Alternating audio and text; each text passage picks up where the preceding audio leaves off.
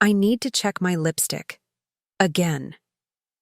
Henry Whitmore's voice cut through the elegant charity gala like a serrated knife, each syllable dripping with thinly veiled condescension. My hand froze halfway to my champagne flute. The delicate hors d'oeuvres on my plate suddenly lost their appeal. Sarah always has to be perfectly put together, he continued, his voice just loud enough for our entire table to hear. The consummate housewife, aren't you, my dear?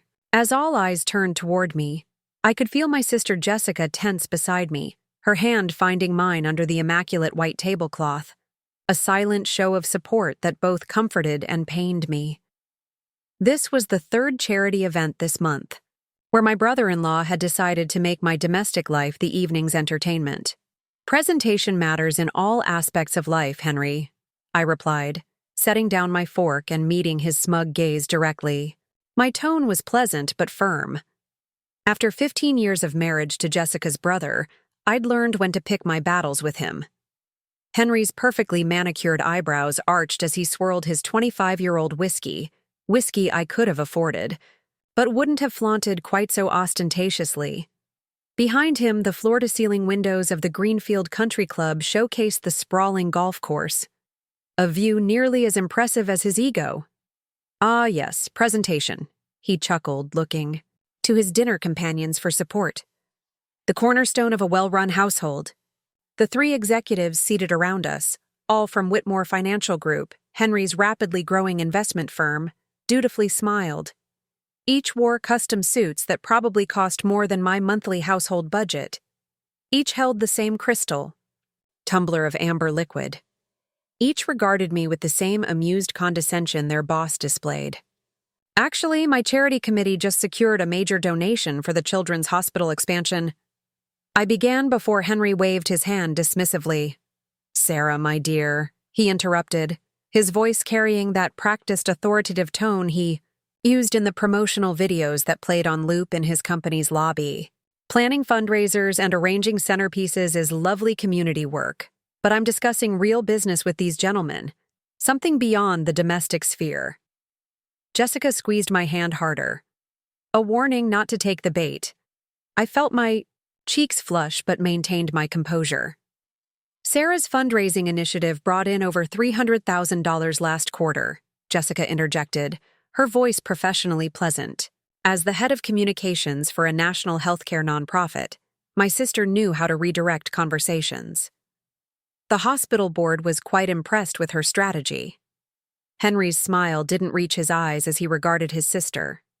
Jessie, volunteer committee work is admirable. But at Whitmore, we close deals worth that much before breakfast on a slow day. He turned his attention back to me. How's little Sophia doing with her dance lessons? Still enjoying ballet? The abrupt subject change was deliberate, shifting from business to children, firmly placing me back in the box where he thought I belonged. I felt my jaw tighten but maintained my smile. She's transitioned to contemporary dance, actually, and she's thriving. Thank you for asking. My daughter was a genuine point of pride, even if Henry's interest was merely performative. Contemporary? Henry wrinkled his nose slightly. Bit unconventional, isn't it? Classical training builds better. Discipline. I took a sip of water, pushing down the urge to point out that Henry had seen his niece precisely twice in the past year, despite living 20 minutes away. Different paths work for different people, I said evenly. Henry chuckled, turning to the distinguished-looking man at his right. Women and their modern parenting philosophies, eh, James? My father would have scoffed at contemporary anything. Tradition built this country. James, a silver-haired executive with a perpetual frown, nodded solemnly, as if Henry had just imparted profound wisdom instead of casual sexism. Speaking of building things, Henry continued, seamlessly transitioning to his favorite subject, himself. We just acquired the Donovan portfolio, 8 figures multi-year management contract. He nodded toward a sharp-dressed woman at the end of the table. Patricia here closed it personally. Patricia, with her sleek bob and calculating eyes, nodded with measured pride.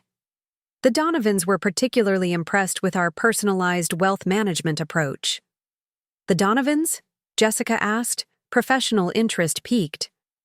That's the family behind Midwest Manufacturing, right? I've heard their heir apparent, Thomas, is brilliant but absolutely ruthless. Henry beamed, both at the prestigious client and at my sister's knowledge of business players. He's a force of nature, completely revitalized their operations in under 3 years. They're positioned to dominate the regional market for the next decade. I sipped my champagne slowly, listening to Henry extol the virtues of his new clients. I recognized his technique. I'd seen it at every family gathering. Start by belittling my life choices, then seamlessly transition to highlighting his own success, creating a stark contrast between his empire and my supposedly trivial existence. Jessica maintained the social choreography flawlessly, asking appropriate questions, offering congratulations, all while her thumb gently caressed the back of my hand under the table. A silent apology, a reminder that not everyone saw me through Henry's dismissive lens. As dessert menus were presented, Henry's phone chimed with a distinctive tone. He glanced at it, his expression shifting from mild annoyance to pleased surprise. Well, speaking of Thomas Donovan, he said, holding up his phone, he's actually in the club. Their board meeting ran late. He stood, buttoning his suit jacket in one practiced motion. I should go say hello. The personal touch still matters in business, Sarah. Something your generation of women tends to forget with all your committees and mommy blogs. With that parting shot, he strode toward the front of the club, his executives watching with admiration as their leader moved confidently through the space, nodding to various diners who clearly recognized him. I'm sorry, Jessica whispered once he was out of earshot. He's being especially insufferable tonight. I shrugged, trying to appear unbothered. It's fine. Nothing I haven't heard before. But it wasn't fine. Henry Whitmore's dismissal stung more than I cared to admit, especially because small, traitorous parts of me wondered if he was right. Was I just playing at importance with my committee? Work and household management? Had I wasted my business degree by choosing to focus on raising Sophia and supporting Michael's academic career instead of climbing a corporate ladder? One day he'll eat his words, Jessica said firmly, her brown eyes fierce with conviction. He has no idea what you're capable of. I smiled at her loyalty, though we both knew the social reality. In Henry's world, the world of high finance and corporate power, women like me were merely decorative accessories to successful men, not forces to be reckoned with ourselves. Mrs. Williams? A voice interrupted my thoughts. I looked up to see a woman standing beside our table. She appeared to be in her early 60s with stylish gray hair and the poised confidence that came from decades of commanding rooms. Her navy suit was impeccably tailored, and she wore minimal jewelry, save for a distinctive emerald brooch. Yes? I responded, confused. I didn't recognize her, though something about her seemed vaguely familiar. Sarah Williams, correct? She clarified, studying me with interest. I nodded, increasingly puzzled. Next to me, Jessica straightened, her professional instincts kicking in. I'm Margaret Donovan, of Midwest Manufacturing, the woman said, extending her hand. The shock must have registered on my face because she smiled slightly as I hastily stood to shake her hand. It's an honor to meet you, Mrs. Donovan, I managed. This is my sister, Jessica Taylor. Margaret nodded politely to Jessica before turning her attention back to me. I've just had the most interesting conversation with your brother-in-law. He seems to believe you're running some kind of, how did he phrase it? Quaint little domestic operation with delusions of business acumen. I felt my face flush with embarrassment. Behind Margaret, I could see Henry returning to our table, his expression a mixture of confusion and annoyance at finding his prestigious client chatting with me. Henry has his opinions about my lifestyle choices, I said diplomatically. Indeed. Margaret's eyes sparkled with something I couldn't quite identify. I find it curious that he failed to mention your connection to Artemis Capital Partners when he was so eagerly pitching Whitmore Financial Services to me over dinner last week. Time seemed to freeze. Henry had reached the table just in time to hear Margaret's words, and his step faltered slightly. The executives at the table exchanged confused glances. "You're familiar with Artemis?" I asked carefully. Margaret nodded. "Not only familiar, Mrs. Williams. I've been analyzing their investment strategy quite thoroughly since they acquired a significant stake in Midwest manufacturing 3 months ago. Their principal seems to have an uncanny knack for identifying undervalued companies with strong growth potential." I could practically hear the gears turning in Henry's head as he struggled to process this information. "Sarah, you never mentioned knowing anyone at Artemis Capital," he said finally, his tone carefully modulated to hide his shock. I met his gaze steadily. "You never asked about my investment contacts, Henry." Margaret's slight smile suggested she understood exactly what was happening at our table. "Mr. Whitmore, I'm surprised. Surely you're aware of your sister-in-law's rather impressive financial background." Henry's jaw tightened almost imperceptibly. Sarah was in finance briefly before she decided to become a full-time mother when Sophia was born. "Briefly," Margaret repeated, amusement evident in her tone.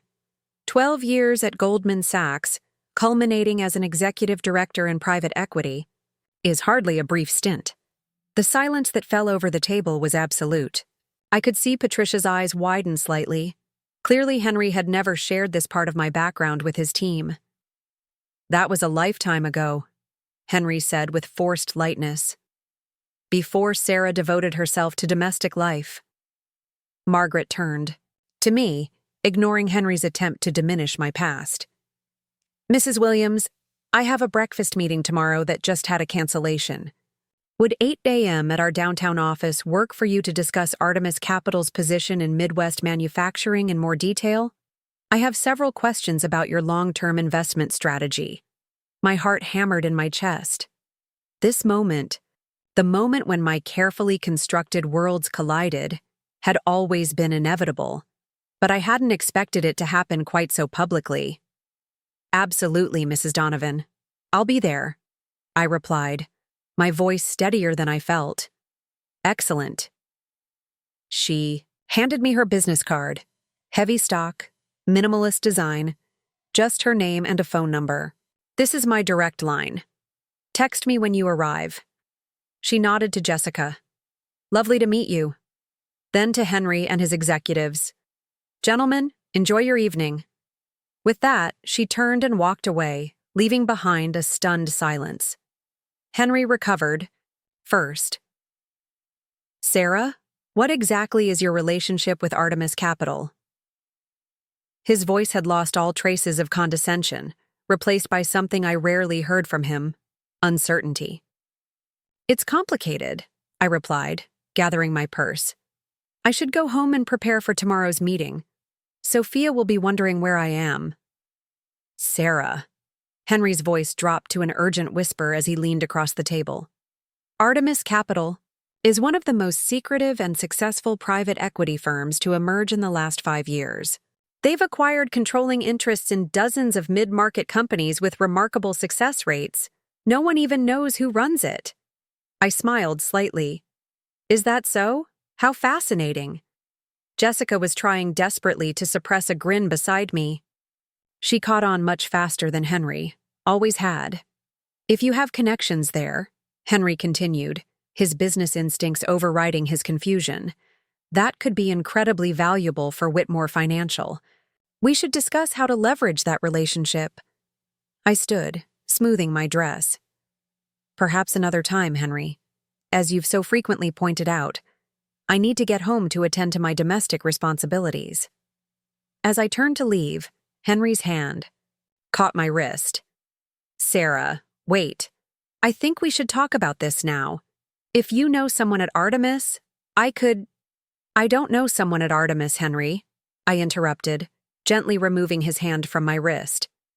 "I am Artemis." The color drained from his face so rapidly I momentarily worried he might faint. Behind him, Patricia nearly choked on her wine. That's not possible, Henry stammered. Artemis Capital manages over $2 billion in assets. They have offices in 3 countries. 4, actually, I corrected. We opened the Singapore office last month. It's been quite successful already. Jessica stood beside me, finally letting her proud smile show. I think my sister has made her point, Henry. We should be going. As the valet brought around my modest Volvo SUV, the practical family car I drove despite being able to afford virtually any vehicle I desired, Henry rushed after us, still visibly processing the revelation. Why? He demanded, his composure cracking. Why pretend to be just a housewife all these years? Why drive this soccer mom car when you're running a billion-dollar investment firm? I looked at my brother-in-law, really looked at him, standing there in his $5,000 suit beside his leased luxury sedan that he could barely afford but felt compelled to drive to maintain appearances. Because unlike you, Henry, I don't measure my worth by what others think of me. I opened the car door. And for the record, I never pretended to be just a housewife. Being a mother to Sophia and supporting Michael's research has always been deeply meaningful to me. I simply chose not to broadcast my other pursuits to people who wouldn't appreciate or understand them. Henry's expression shifted from shock to something resembling respect, tinged with embarrassment. Does Michael know? Of course he knows, I replied, unable to keep the edge from my voice. My husband has always valued all aspects of who I am, not just the parts that fit his preconceptions. As Jessica and I drove away from the country club, she finally burst into laughter. His face! Oh my God, Sarah! His face when you said, "I am Artemis. I wish I had a picture." I allowed myself a small smile as I navigated through the elegant neighborhood. It wasn't exactly how I planned to reveal this part of my life. How long have you been waiting for that moment? Jessica asked, still gleeful. I wasn't waiting for it, I said truthfully. I've been perfectly content keeping my worlds separate. Margaret Donovan forced my hand. Jessica's mirth subsided slightly. Sarah, you realize Henry is never going to let this go, right? By tomorrow morning, he'll be calling every contact he has, trying to position himself as having some special connection to the mysterious founder of Artemis Capital. I nodded, already formulating contingency plans. I'm aware. That's why I need to call Michael as soon as we get home, and the team at the office. The office? Jessica repeated. You mean that book club you attend 3 mornings a week? I smiled fully now. The top floor of the Bristol building downtown. It was convenient, 15 minutes from Sophia's school. Jessica shook her head in wonder. All these years, I knew you were doing something, but I never imagined this scale. She paused. Though it explains the mysterious trips to spa, weekends that somehow always coincided with major acquisition announcements. As we pulled into my driveway, a tasteful home in an upper-middle-class neighborhood, nice but deliberately not ostentatious, Jessica turned to me. Why Artemis? Greek goddess of the hunt, I replied simply. Patient, strategic, and lethal when necessary. The lights were on inside. Michael would be helping Sophia with her science project, just as they were every Tuesday evening. My brilliant husband, whose groundbreaking research in renewable energy materials I had quietly funded through an anonymous foundation grant 3 years ago. Another secret that had been surprisingly easy to keep. Time to bring my worlds together, I said. More to myself than to Jessica. My phone buzzed with a text from Henry. We need to talk. This changes everything. Indeed it did, though not in the way Henry imagined. As I walked toward my front door, I felt an unexpected sense of relief. The careful compartmentalization I'd maintained for years had been exhausting in ways I hadn't fully acknowledged.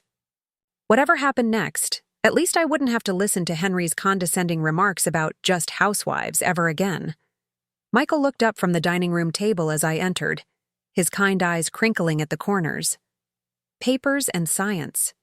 Project materials were spread across the surface, with Sophia hunched over her poster board, tongue peeking out in concentration as she meticulously glued down a diagram. "There's my favorite people," I said, setting my purse down and kissing the top of my daughter's head. "Mom! Perfect timing," Sophia exclaimed. "Dad keeps saying we should use the blue background, but I think the black makes the nebula pop more. What do you think?" I examined her cosmic-themed science project. At 12, Sophia had inherited her father's scientific mind and, apparently, my eye for presentation. "Definitely the black," I agreed. "The contrast will be much stronger." Michael raised his hands in mock surrender. I bowed to the superior aesthetic judgment in the room. His smile faltered slightly as he caught the tension in my expression. "Everything okay at the gala?" "We need to talk," I said quietly. "Later." His eyebrows rose, but he nodded. After 15 years of marriage, we had a shorthand that required few words. Jessica cleared her throat from the doorway. "Hey, Professor Williams." "Hey, space genius," she said, moving to admire Sophia's project. "Black background was absolutely the right call." "Aunt Jessie!" Sophia jumped up for a hug. "Are you staying for dinner?" "Not tonight, sweetheart. I just wanted to make sure your mom got home safely." Jessica gave me a meaningful look over Sophia's head. "Call me tomorrow?" I nodded, silently thanking her for her discretion. After helping Sophia finish her project and tucking her in for the night, I finally joined Michael in our home office. He was grading papers, reading glasses perched on his nose, but set them aside when I entered. "So," he said simply, "tonight was the night?" I sank into the chair opposite him. Margaret Donovan forced my hand. She approached me at the gala, in front of Henry. Michael winced. "How bad was it?" I told him I am Artemis. "Wow." Michael leaned back, absorbing the implications. "And how did our illustrious brother-in-law take the news that his housewife sister-in-law runs one of the most successful private equity firms in the country?" "About as well as you'd expect," I replied, kicking off my heels and massaging my feet. First disbelief, then immediate calculation about how to benefit from the connection. Michael reached across the desk, taking my hand. "Are you okay?" The simple question, asked with such genuine concern, made my throat tighten unexpectedly. "Yes, no, I'm not sure." I squeezed his hand. "I've spent 5 years building this dual life. Part of me is relieved it's finally out in the open, but another part is worried about what comes next," he finished for me. I nodded. "I need to call the team tonight. We need to prepare for the inevitable questions when this gets out. Henry isn't known for his discretion, especially when there's potential business advantage." Michael studied me thoughtfully.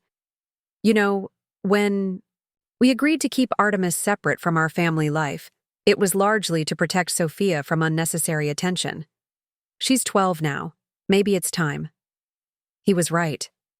When I'd founded Artemis Capital 5 years ago, using the substantial nest egg I'd built during my time at Goldman Sachs and connections I'd maintained, our daughter had been 7.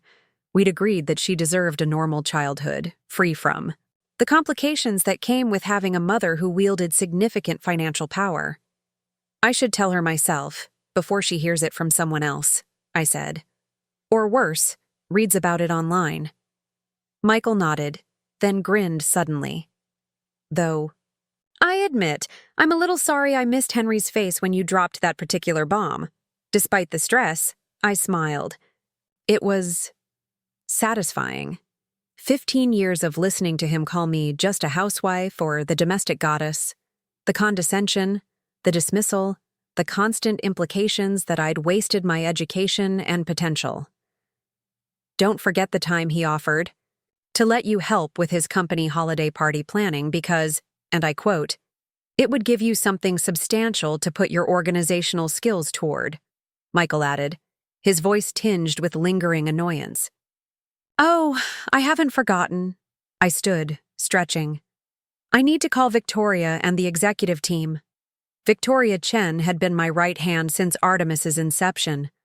Officially, she was the COO, but in reality, she was the public face of the company, while I operated behind the scenes. She'd embraced the arrangement, understanding both my desire for privacy and the strategic advantage it sometimes gave us. No one expected the invisible woman in the room. I dialed her number, putting the call on speaker so Michael could participate. "This better be important," Victoria answered, her typical brusque greeting softened by the sound of classical music in the background. "I'm at the symphony.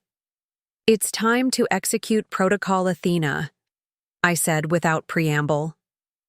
The music abruptly disappeared as she presumably stepped into a quieter area. "What happened?" Her voice was instantly all business. "Margaret, Donovan happened. She approached me at the charity gala tonight in front of my brother-in-law. She knows I'm behind Artemis," Victoria swore softly. "Henry Whitmore, the finance guy who's been trying to get a meeting with us for months." "The same. Well, that complicates things." I could practically hear her mind working. "How much does he know?" "Just that I'm the principal. But by now, he's probably calling everyone he knows, trying to verify and leverage the information."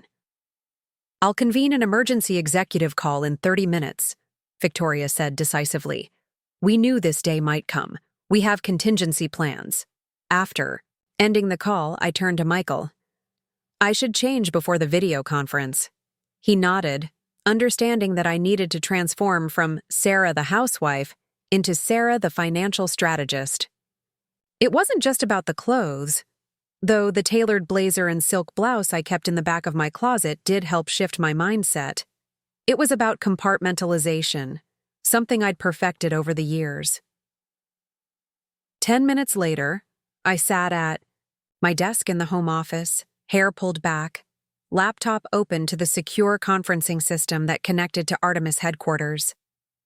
One by one, the faces of my executive team appeared on screen. 6 people who knew my true identity, bound by both loyalty and airtight NDAs. "Ladies and gentlemen," Victoria began once everyone had joined, "as most of you know, we've had contingency plans in place for the eventual public revelation of Sarah's identity as the founder and controlling partner of Artemis Capital. That day has arrived sooner than expected." The reactions ranged from concern to curiosity as Victoria briefed them on the situation. "I've already contacted our PR team," said Marcus, our communications director. "They're standing by. The question is, do we get ahead of this with a formal announcement, or wait to see how far the information spreads?" "Margaret Donovan knows," I reminded them, "which means the Donovan family knows. And now Henry Whitmore knows. Given Henry's personality, I'd say we have less than 24 hours before this starts circulating widely. Then we control the narrative," Victoria decided. "Marcus, work with PR on a press release for tomorrow afternoon. Position this as a planned revelation, not something forced by circumstances. Sarah, are you prepared for the media attention this will bring? To you and your family?" I glanced at Michael, who had been silently observing from outside the camera's view. He nodded encouragingly. "We'll manage," I said. "My primary concern is protecting our current deals in progress. Several are at critical stages. The Midwest manufacturing acquisition could be particularly affected," noted Edward, our chief investment strategist. "The Donovans knowing your identity changes the dynamic." "That's why I'm meeting with Margaret Donovan tomorrow morning," I explained, "to assess exactly what this means for our position." Victoria's eyebrows shot up. "You're meeting her at 8 a.m.? That's ambitious considering it's already—" She checked her watch. "Nearly midnight. We should prep you." "I've been studying Midwest manufacturing for 3 months," I reminded her. "I know their financials better than their own CFO. It's not the numbers I'm concerned about," Victoria replied. "It's the chess game. Margaret Donovan doesn't do anything without multiple motivations. Why reveal that she knows your identity so publicly?" It was the same question I'd been asking myself since the encounter. To send a message to Henry, perhaps. Or to test my reaction. Or, Edward suggested, because the Donovans are playing their own game. Their restructuring over the past year has been interesting, more aggressive than their historical pattern. For the next hour, we dissected potential scenarios and strategies. By the time we concluded, it was after 1 a.m., and I had a pounding headache. Michael had long since gone to bed, leaving a note promising to handle Sophia's morning routine, so I could focus on preparation. As I finally slipped under the covers beside my sleeping husband, my phone buzzed with a text. I expected it to be Victoria with some final thought. Instead, it was Henry. Need to meet before your Donovan breakfast. Critical information you should know. Café Laurent, 6:30 a.m. I stared at the message, torn between curiosity and irritation.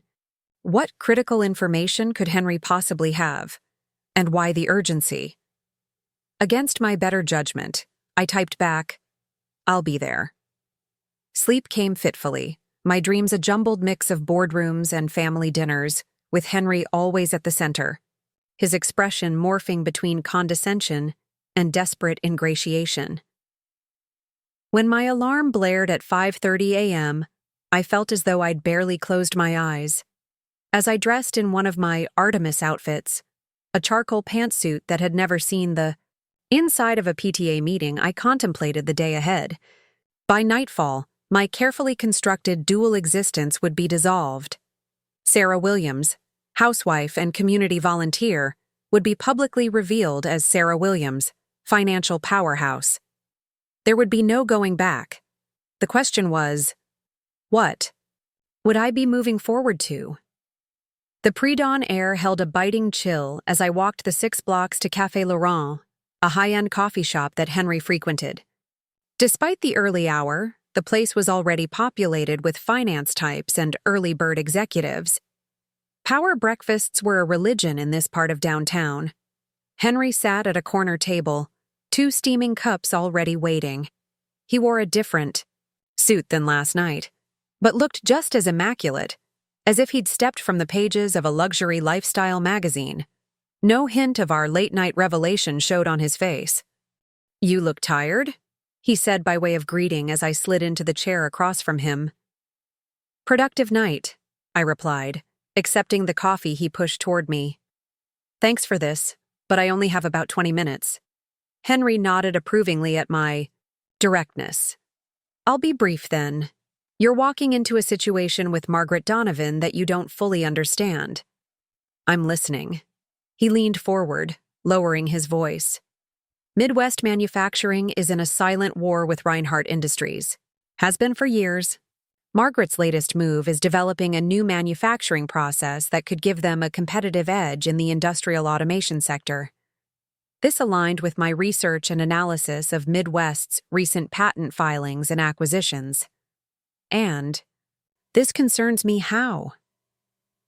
Reinhardt approached Whitmore Financial 3 months ago about raising capital for nearly identical technology to what your holding in their competitor implies you're banking on. My coffee cup froze halfway to my lips. "What?" Henry's expression was grave. "We've been working on it since February. Our approach differs from yours methodologically, but the end result would be similar. A revolutionary manufacturing process that would upend current industry standards." My mind raced. If Whitmore Financial was helping Reinhardt Industries develop competing technology, my firm's significant position in Midwest manufacturing took on an entirely new dimension. "You think she's trying to gain intelligence on Reinhardt's plans?" I said slowly. Henry nodded.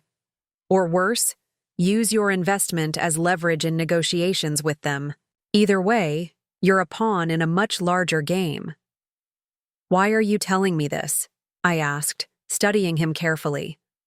"Professionally speaking, I'm your competition now." Something flickered in Henry's eyes. Pride, concern, calculation. With him, it was always hard to tell. 3 reasons, he said finally. "First, your family, regardless of our professional disagreements. Second, Getting caught in a corporate war between Midwest and Reinhardt could damage Artemis's reputation before. It's even publicly associated with you. And third, he hesitated.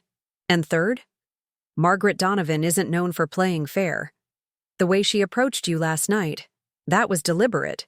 She wanted me to know she was meeting with you. To undermine your position with Reinhardt, I finished. The thought. Henry's jaw tightened almost imperceptibly. Precisely. I sipped my coffee, processing this information. After years of dismissing my life choices, Henry was suddenly treating me like a legitimate player in his world. The shift was disorienting. "What do you suggest I do?"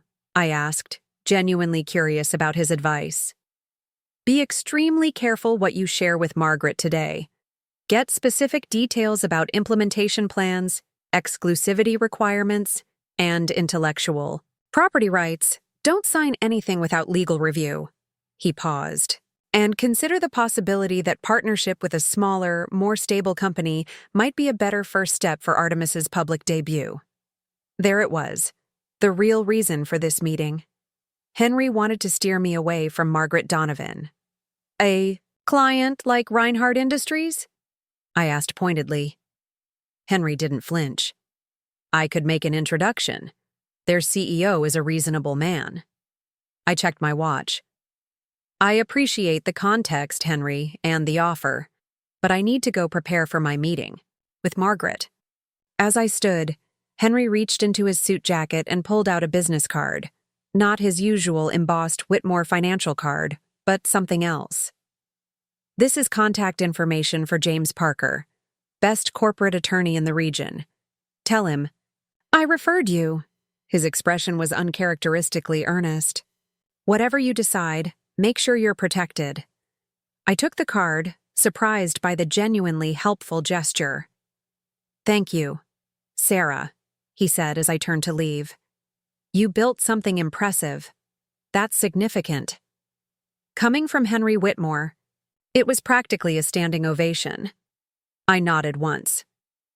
"I'll keep you posted on how the meeting goes." "One more thing," he called after me. "If Margaret mentions Project Phoenix, call me immediately after your meeting." Project Phoenix. I filed the name away, another piece in the puzzle I was trying to solve. Outside, the morning sun had begun to illuminate the city skyline, turning the glass towers into pillars of gold and azure. I texted Victoria as I walked toward the Midwest. "Manufacturing headquarters. New intel. Meeting more complicated than anticipated. We'll explain in person." My phone rang almost immediately. "What happened?" Victoria demanded without preamble. I gave her the condensed version of my conversation with Henry as I navigated the growing morning crowd of commuters. "This changes everything," Victoria said when I finished. "Margaret could be using us to get leverage over Reinhardt.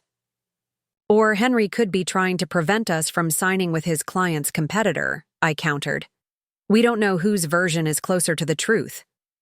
"What's your gut telling you?"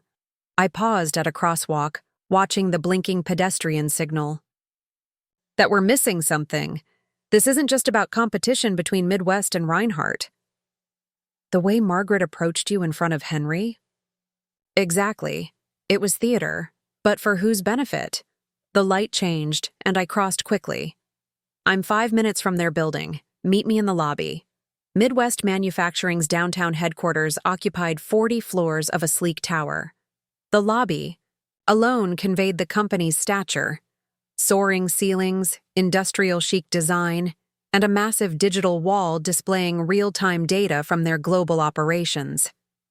Victoria was already waiting, her signature red power suit making her easy to spot, among the sea of navy and charcoal gray.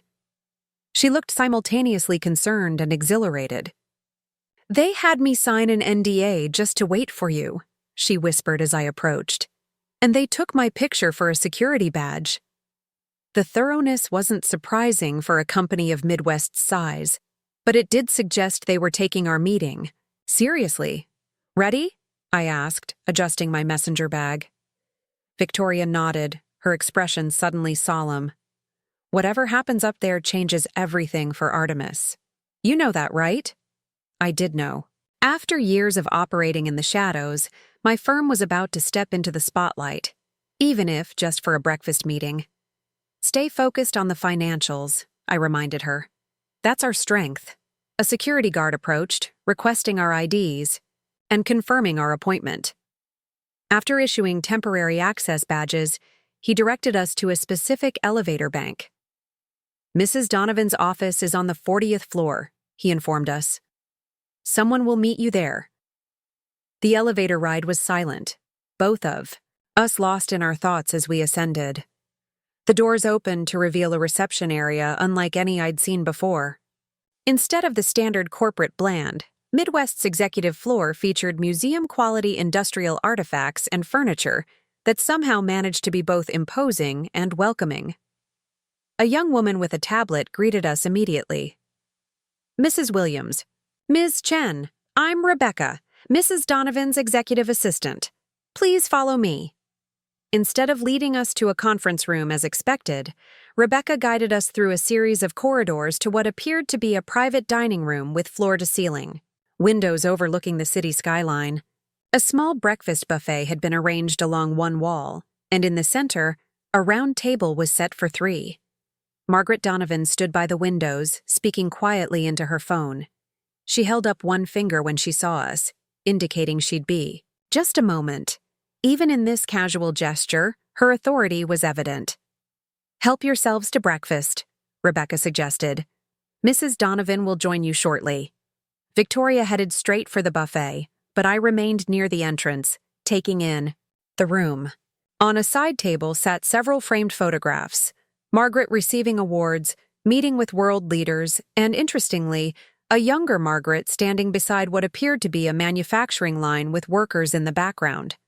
That was my father's first factory in 1975, Margaret said suddenly beside me, before we expanded nationally. I turned, slightly startled by her silent approach. Family business? I asked. She nodded, her expression softening slightly. Originally, though it's evolved considerably since then. She extended her hand. Thank you for coming on such short notice, Mrs. Williams. Sarah, please, I said as we shook hands. And thank you for the invitation. This is Victoria Chen, my COO. Victoria hurried over, a pastry halfway to her mouth. She quickly set it down to shake Margaret's hand, looking slightly embarrassed. The Danish are excellent, Margaret said with a hint of amusement. Please, both of you, get something to eat. I find breakfast meetings are more productive when people aren't distracted by hunger. As we filled our plates, Margaret made casual conversation about the regional business climate and our backgrounds before Artemis Capital. She was particularly interested in my time at Goldman Sachs and Victoria's previous work in mergers and acquisitions. Your combined experience is impressive, she noted as we settled at the table, which makes your interest in Midwest manufacturing all the more intriguing. I set down my coffee cup.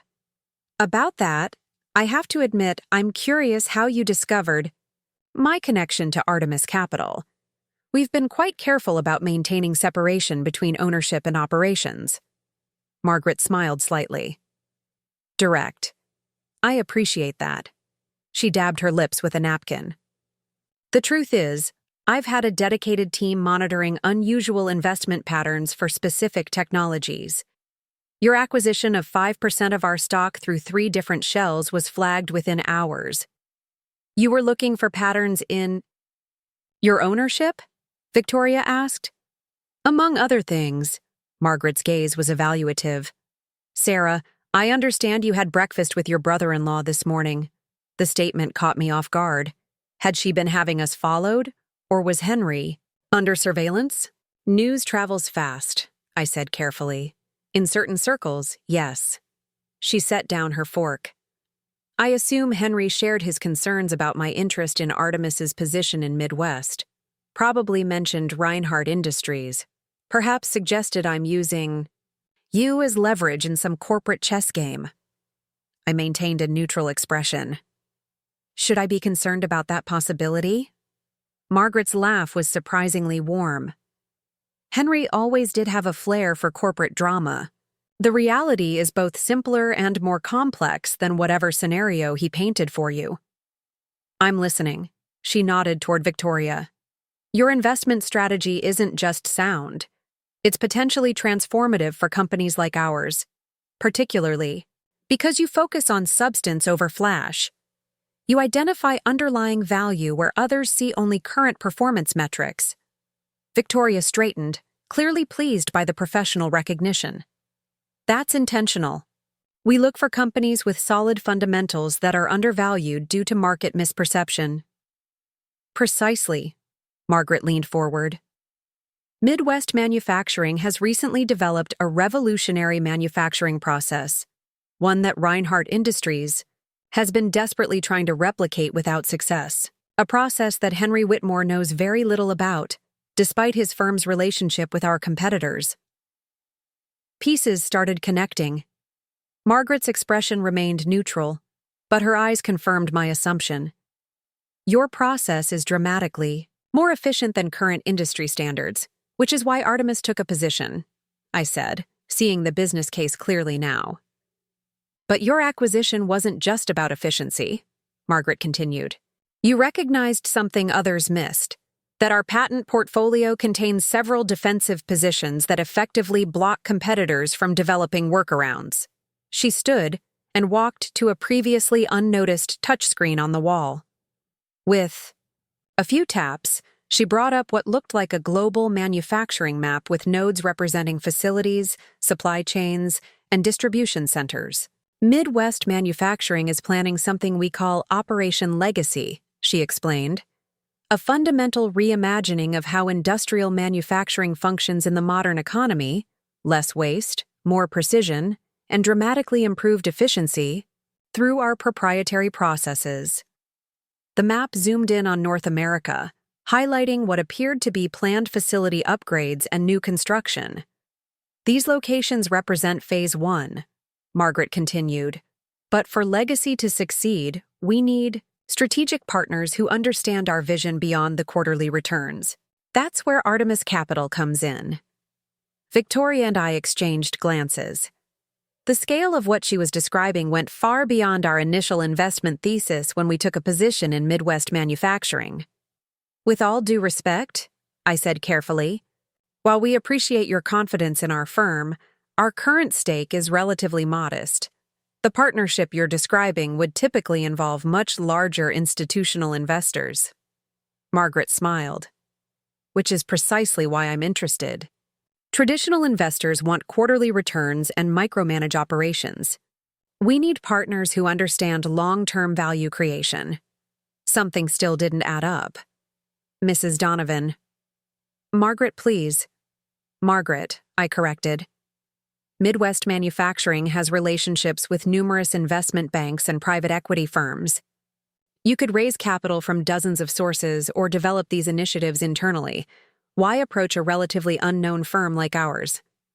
Her expression became more guarded. Sometimes external partners are necessary, particularly when internal politics and external pressures create complications. I recalled Henry's parting comment. Does this have anything to do with Project Phoenix? Margaret's slight pause was almost imperceptible, but it confirmed the name meant something significant. You're well informed, she said finally. Project Phoenix is Reinhardt's competing initiative. Different approach, same general goal, revolutionizing manufacturing through advanced technology, which Whitmore Financial is helping develop, I added. Margaret studied me with renewed interest. Henry really did share quite a bit this morning. She set down her cup. Yes, Whitmore is intimately involved with Phoenix, which creates certain complexities. The picture was becoming clearer. Margaret and Henry were engaged in a proxy war through Midwest and Reinhardt. But something still felt off about the timing and Margaret's specific interest in Artemis. Let me be direct, I said, deciding to take a calculated risk. Our investment isn't the only one available. You approached me very publicly last night in front of Henry Whitmore. Now you're sharing details about a major strategic initiative within hours of our first meeting. What's really happening here? Instead of being offended, Margaret looked almost pleased by my directness. She returned to her seat, considering me thoughtfully. Sarah, have you ever wondered why your brother-in-law has been so dismissive of your life choices despite your obvious qualifications? The question caught me off guard. I assumed it was because I chose family over career advancement, I said cautiously. Margaret shook her head slightly. Henry Whitmore doesn't waste energy on things he genuinely believes are irrelevant. His consistent undermining suggests something else entirely, which is fear. Margaret's gaze was penetrating. Not of your current role, but of what you could become under the right circumstances. And you're offering those circumstances, Victoria concluded. I'm offering a partnership that could accelerate Artemis's growth tremendously, she confirmed. But first, there's something you should know about your brother-in-law's real interest in keeping you away from Midwest manufacturing. She reached for her tablet and pulled up a document.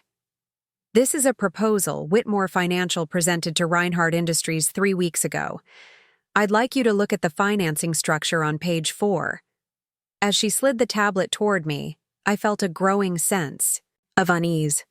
Whatever Margaret was about to reveal would fundamentally change my relationship with Henry, and possibly the future of Artemis Capital itself. What I saw on the tablet screen made my stomach twist into a knot. The document displayed a financing proposal with Whitmore Financial listed as the lead arranger for a $750 million capital raise for Reinhardt Industries. But it wasn't just the amount that shocked me, it was the collateral structure. The proposal listed Artemis Capital as a secured financing partner, with a commitment of $200 million, despite the fact that we had never agreed to any such arrangement. Our firm name was right there in black and white, with Henry's signature at the bottom of the page. This is impossible, I said, my voice barely above a whisper. Artemis has no agreement with Whitmore Financial or Reinhardt Industries. Victoria leaned over, her face paling as she processed what she was seeing. He's listed us as a committed capital partner without authorization? That's not just unethical, it's potentially illegal. I scrolled through the document, searching for any explanation. The terms indicated that Artemis would provide mezzanine financing for Reinhardt's new manufacturing technology initiative, Project Phoenix, with favorable terms that would significantly undercut our own investment in Midwest manufacturing. How did you get this? I asked Margaret, trying to keep my voice steady. Reinhardt's CFO and I have a complicated history, Margaret said, her expression unreadable. He felt I should know about this arrangement, given our ongoing litigation with them over patent infringement. My mind raced, reconstructing timelines. Henry had been aggressively pursuing a meeting with Artemis Capital for months, always through Victoria, never knowing his own sister-in-law was behind the firm. His persistent attempts to get us involved in the Reinhardt deal now took on an entirely new dimension. You think Henry committed Artemis to this deal without actually having our participation secured? I said flatly. Margaret's expression remained neutral. I'm not making accusations. I'm presenting facts. This proposal suggests that Whitmore Financial has represented your firm's involvement in a major transaction without proper authorization. That's why he was so eager to meet with me this morning, I realized aloud. He needs to actually secure our participation now that he knows I'm behind Artemis. Or to convince you to withdraw your investment in Midwest manufacturing, Margaret added, creating a conflict of interest that would force you to choose sides. I set the tablet down, forcing myself to think clearly through the shock. If what you're suggesting is true, why would Henry risk his firm's reputation on such a blatant misrepresentation? Margaret's smile was thin. Because Whitmore Financial is in trouble. Their last 3 major deals have fallen apart, and their capital reserves are dangerously low. They need this Reinhardt arrangement to succeed. How do you know about their financial situation? Victoria asked sharply. I make it my business to know the weaknesses of those who align with my competitors. Margaret said simply. Henry Whitmore's firm has been over-leveraged for years. He's been using his social connections and family name to maintain the appearance of stability, but beneath the surface, things are precarious. It made a disturbing kind of sense. Henry's increasingly lavish lifestyle, the expansion of his offices, into premium real estate, the growing staff, all while the market had been challenging for boutique financial firms. His desperate need to appear successful had always struck me as compensating for something. But why go through all that? Victoria asked. Why not approach us directly if they needed our participation so badly? Margaret retrieved the tablet. Because Artemis has a reputation for rigorous due diligence, you would have discovered that Project Phoenix is built on questionable technology. Reinhardt's patents are vulnerable, which is why they're rushing to secure financing before the legal challenges begin. While our investment in Midwest is protected by your stronger patent position, I said slowly. Precisely. Your investment strategy was sound. Margaret leaned forward. Which is why Henry was so alarmed when I approached you last night. He knows if we strengthen our relationship, Midwest gains a significant advantage over Reinhardt in developing next-generation manufacturing systems. I stood up abruptly, needing to move. The breakfast room suddenly felt too small, too confined. I walked to the windows, staring out at the city skyline while trying to process everything. If Margaret was telling the truth, my brother-in-law had been engaged in financial misrepresentation, using my firm's name and reputation without authorization to prop up a failing deal. I need proof, I said finally, turning back to face Margaret. Not just the proposal, but evidence that Whitmore Financial is actually in financial distress. Margaret nodded as if she'd anticipated this. Rebecca, please bring in the file. Her assistant entered moments later with a leather portfolio, placing it before Margaret, who opened it and removed several documents. These are credit agency reports and internal banking memos discussing Whitmore Financial's recent credit downgrades and liquidity concerns. They were provided by sources I'm not at liberty to disclose. She slid them across the table. The documents were damning, a series of increasingly urgent risk assessments dating back nearly a year. The most recent, dated just 2 weeks ago, recommended against extending further credit to Whitmore Financial without substantial additional collateral. My hands trembled slightly as I read through the remaining materials. They documented a systematic effort to maintain appearances while the firm's financial foundation crumbled. Henry had been cutting corners, leveraging relationships, and apparently misrepresenting commitments to keep the facade intact. Where did you get these? I asked Margaret, my voice tight with controlled anger. As I said, I have my sources. Margaret watched me carefully. I understand this is a lot to process, particularly given the personal implications. That was an understatement. My mind was cycling through every interaction with Henry, every dismissive comment about my life choices, every implication that I'd wasted my talents on family while he built a real business. Had it all been overcompensation for his own precarious position? Why show me this? I asked finally. What does Midwest Manufacturing gain? Margaret folded her hands on the table. I want to expand our relationship with Artemis Capital, Sarah. I believe your investment strategy aligns with our long-term vision for Midwest Manufacturing. But I need to know if your firm is encumbered by potential financial entanglements with Reinhardt Industries. You're worried about our commitment to your company, Victoria translated. It's a consideration, Margaret acknowledged. But more importantly, I need to know you understand what you're up against. Henry Whitmore will not simply walk away from this situation gracefully when his misrepresentation is exposed. I returned to my seat, mind racing through implications and options. These documents, if they're authentic, prove Henry has been misrepresenting Artemis's involvement in the Reinhardt deal. That could destabilize Whitmore Financial further when exposed. Potentially, Margaret agreed. Though financial firms are remarkably resilient when it comes to weathering scandals. The question is how this affects your position, both professionally and personally. She was right. Even with these documents, a public battle with Whitmore Financial would have consequences. Beyond the business implications, there was the family dimension to consider. Michael, Sophia, Jessica, the inevitable holiday gatherings that would become unbearable. "What are you proposing?" I asked directly. Margaret smiled slightly. "A strategic partnership with very specific terms. Midwest Manufacturing would like to offer Artemis Capital the opportunity to increase your position to 15% through a private placement. In exchange, we would grant Artemis a seat on our board of directors." Victoria and I exchanged glances.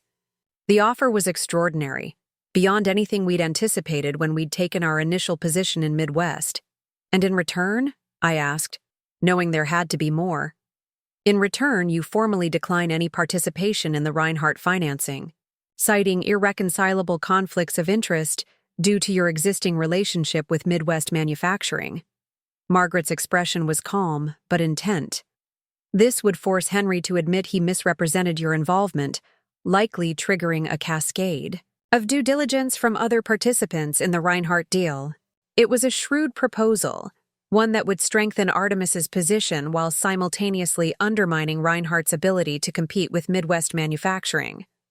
The board seat would give us unprecedented influence in a major manufacturing company, accelerating our growth trajectory significantly. We'd need our attorneys to review any agreement," I said cautiously. "Of course. I've prepared a term sheet for your consideration."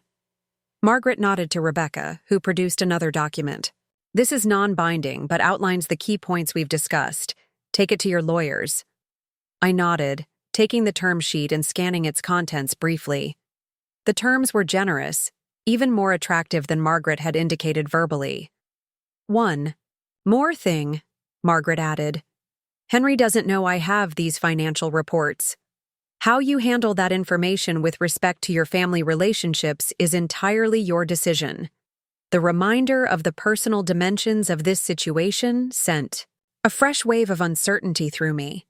I needed to understand the full ramifications before making any decisions.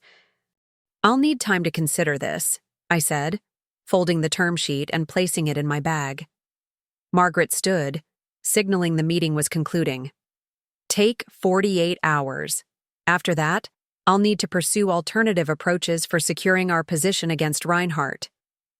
As Victoria and I gathered our materials, Margaret added, "Sarah, regardless of your decision, I suggest you address the unauthorized use of Artemis's name immediately.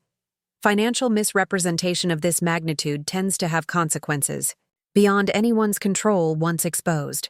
The warning was clear. Once other partners in the Reinhardt deal discovered the discrepancy, events would move quickly, with or without my involvement. We were escorted back to the lobby in silence, both processing the dramatic shift in our circumstances. Once outside on the street, Victoria grabbed my arm. "Those financial reports," she said urgently. "Do you think they're real?" I nodded slowly. "They align with subtle signs I've noticed in Henry's behavior recently. The increasingly desperate need to impress, the emphasis on appearance over substance." "And the Reinhardt proposal? That's a clear securities violation if he's representing our participation without authorization." "It is," I agreed, the legal implications sinking in. I pulled out my phone. "We need to call an emergency meeting of our executive team and legal counsel. No decisions until we've assessed all angles." Victoria nodded. "What about Henry? Are you going to confront him?" I stared at my phone screen, where 3 missed calls from Henry already showed. "Not yet. First, I need all the facts. Arrange the meeting for noon at the office. I need to stop at home first." We parted ways, Victoria heading to Artemis headquarters while I hailed a taxi to my house. My mind replayed years of interactions with Henry through this new lens, searching for clues I'd missed, wondering how I could have been so blind to his financial desperation even as he mocked my life choices.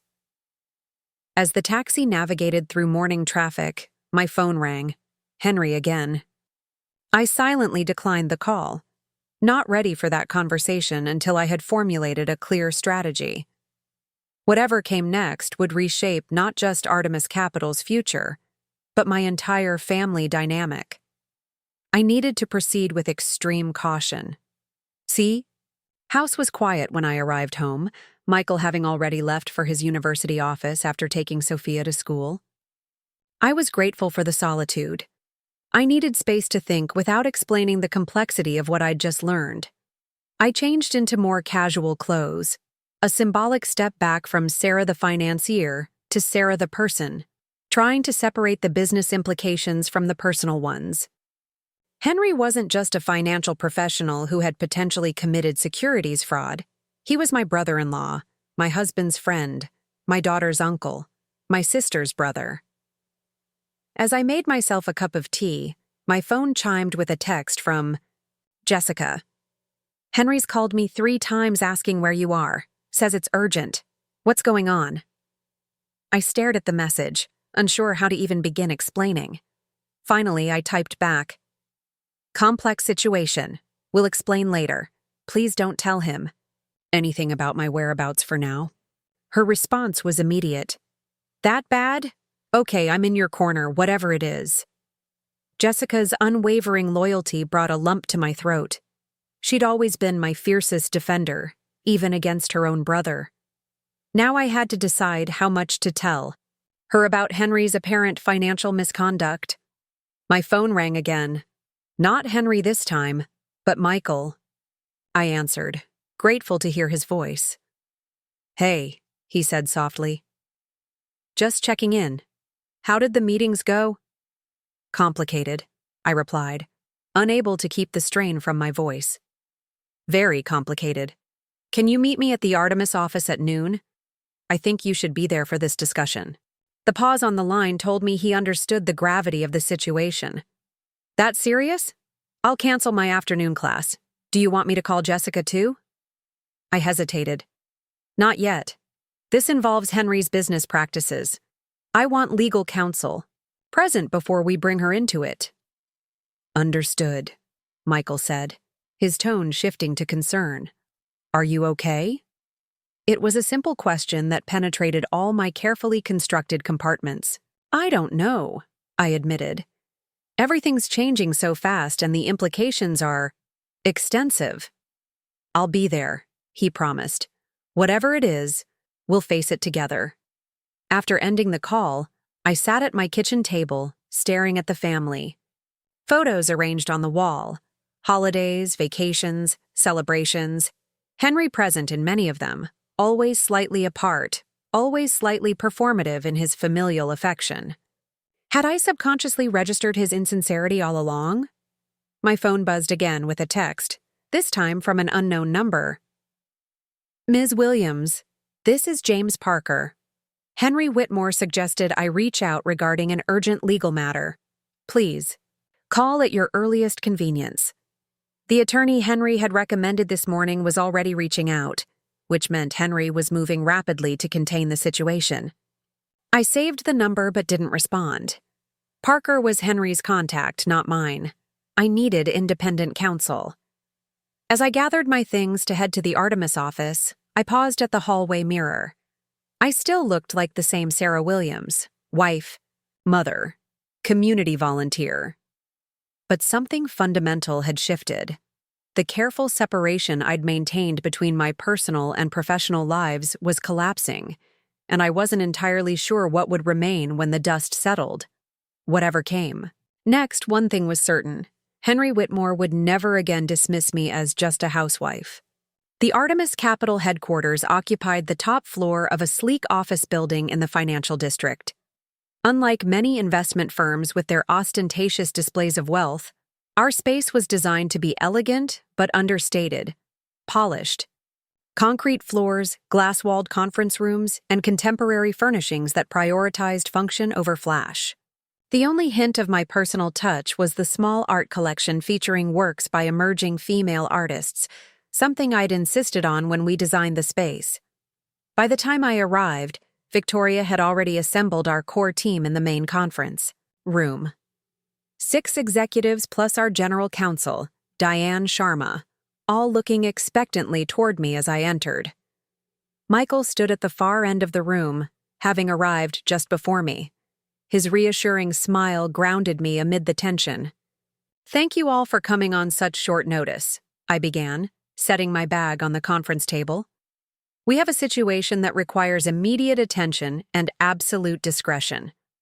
I explained what we had learned about Henry's unauthorized use of the Artemis in the Reinhardt financing documents, as well as Margaret Donovan's offer for increased investment and a board seat at Midwest Manufacturing. As I spoke, our CFO, Thomas, pulled up financial models on the screens around the room, calculating potential impacts of each scenario. "This is a clear securities violation," Diane said once I'd finished, her legal mind already cataloging the implications. "Misrepresenting committed financing partners constitutes fraud. The question is, what's our exposure?" "Technically none," Victoria replied. "We never signed anything, never verbally committed. We've actively avoided any involvement with Reinhardt Industries specifically because of our position in Midwest manufacturing. But perception matters," noted Evan, our head of investor relations. "If word gets out that Artemis was falsely represented in a major deal, even as the victim, it could raise questions about our due diligence processes. Why didn't we know? How did this happen without our knowledge?"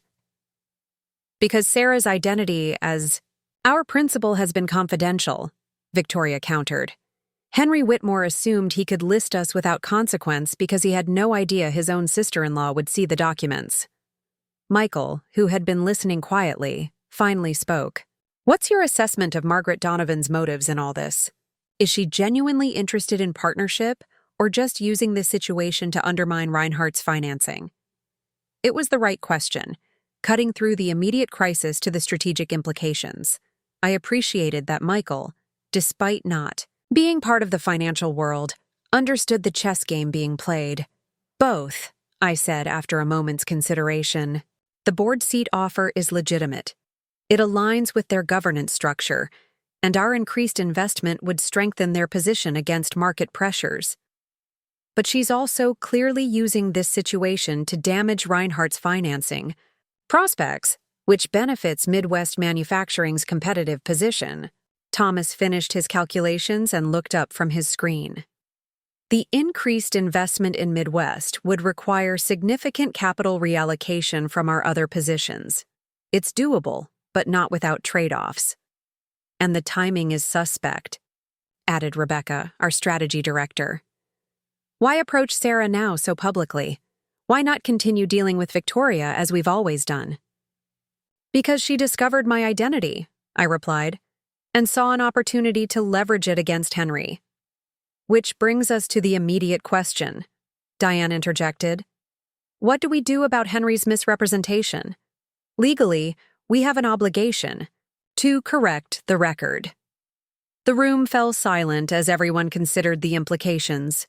Correcting the record meant publicly exposing Henry's misrepresentation, likely triggering investigations from regulatory authorities and destroying his already precarious firm. The professional consequences were clear, but the personal ones were messier. Room noticed. "Sarah, this is ultimately your decision. What Henry did was wrong, possibly illegal, but he's also family. Whatever you decide, I'll support you." I took a deep breath, feeling the weight of both worlds, the professional and the personal, pressing down simultaneously. We need to separate the issues. First, legally, we must formally disavow any involvement in the Reinhardt financing. Diane, prepare the appropriate documentation immediately. Diane nodded, already making notes. "I'll have it ready for your signature within the hour." "Second," I continued, "we need to evaluate Margaret's offer on its own merits, independent of the Henry situation. Thomas, work with the investment team to analyze the proposed terms against our portfolio strategy. I want a comprehensive assessment by end of day.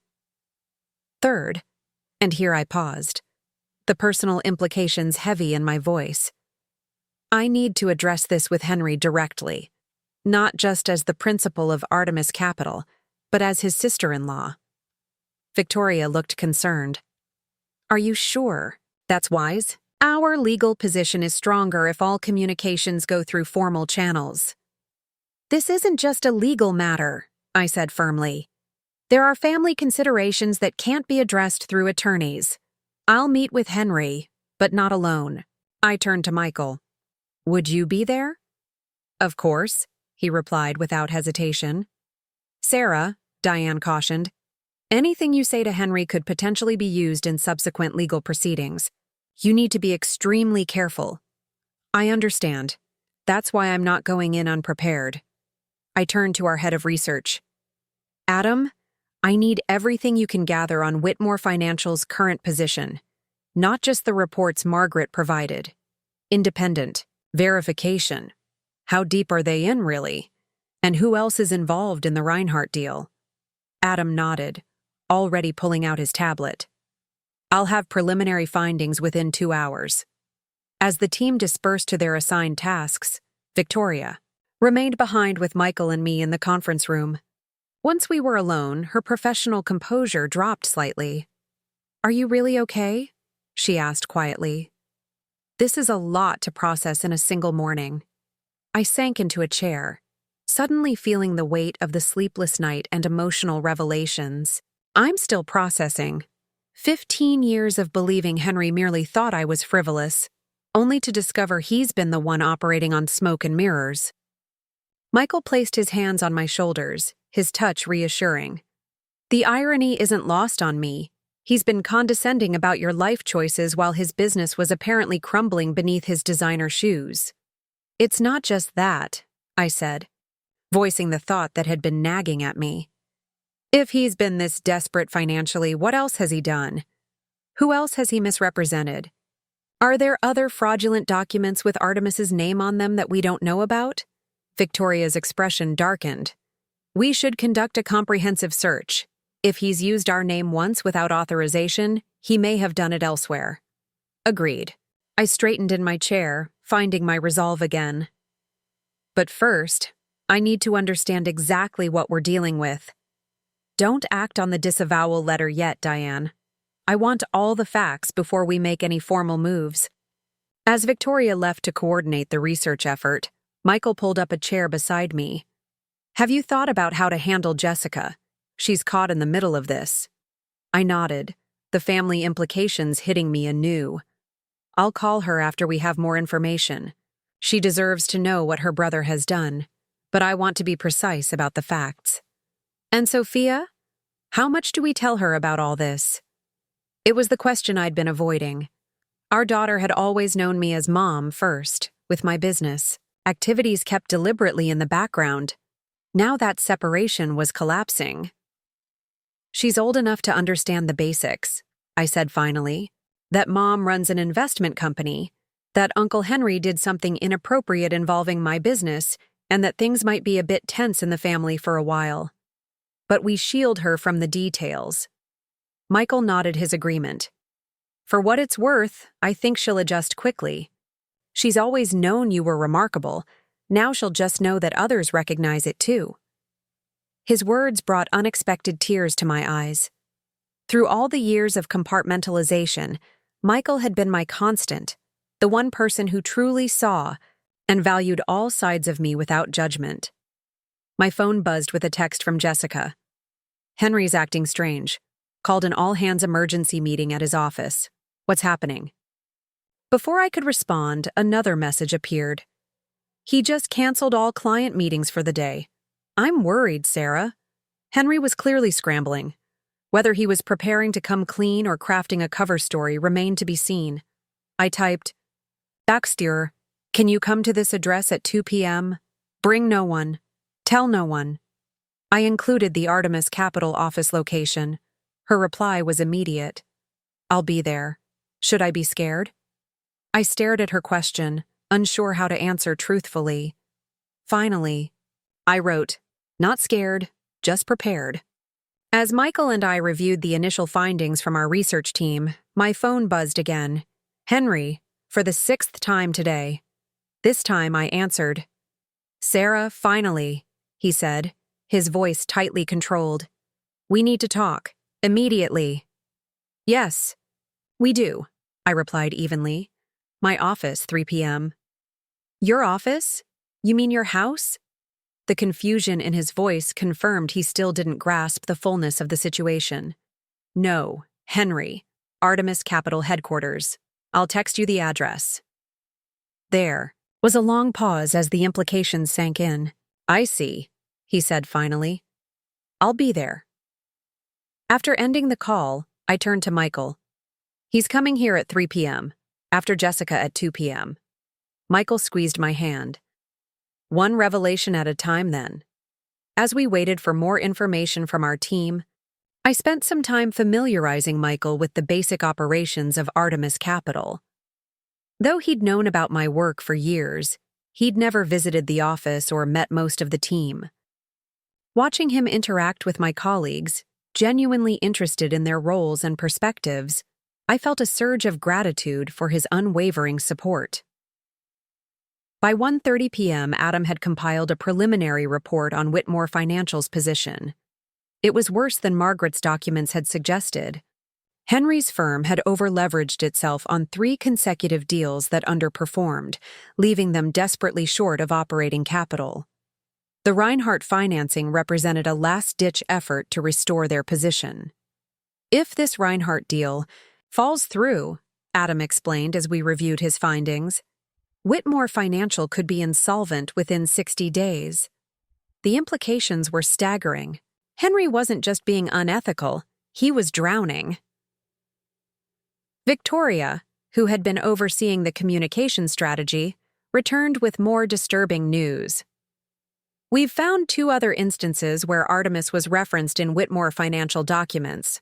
Both times as a strategic partner in deals we had no involvement with. Nothing as explicit as the Reinhardt proposal, Diane added, but definitely misleading. He's been creating the impression of a relationship with us for at least 6 months. The evidence was damning.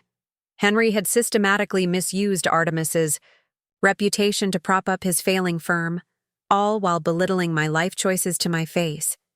The personal betrayal stung almost as much as the professional misconduct. Sarah, we don't have to handle all of this today, Michael suggested gently, noticing my fatigue. We can postpone the meetings with Jessica and Henry. I shook my head firmly. No, this has gone on long enough. We address it now.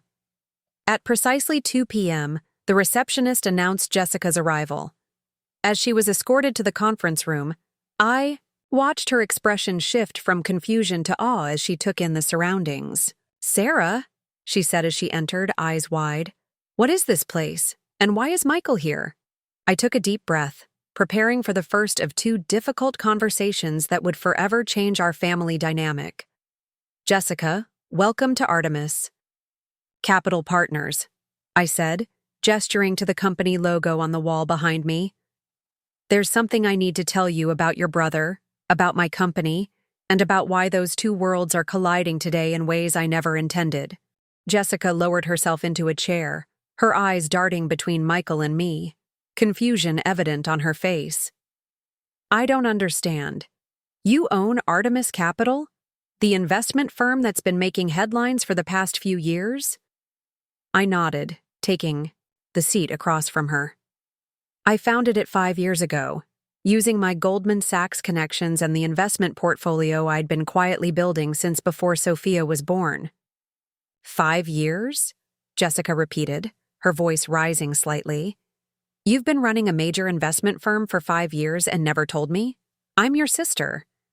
I kept it separate from my personal life, I explained, aware of how inadequate the justification sounded now.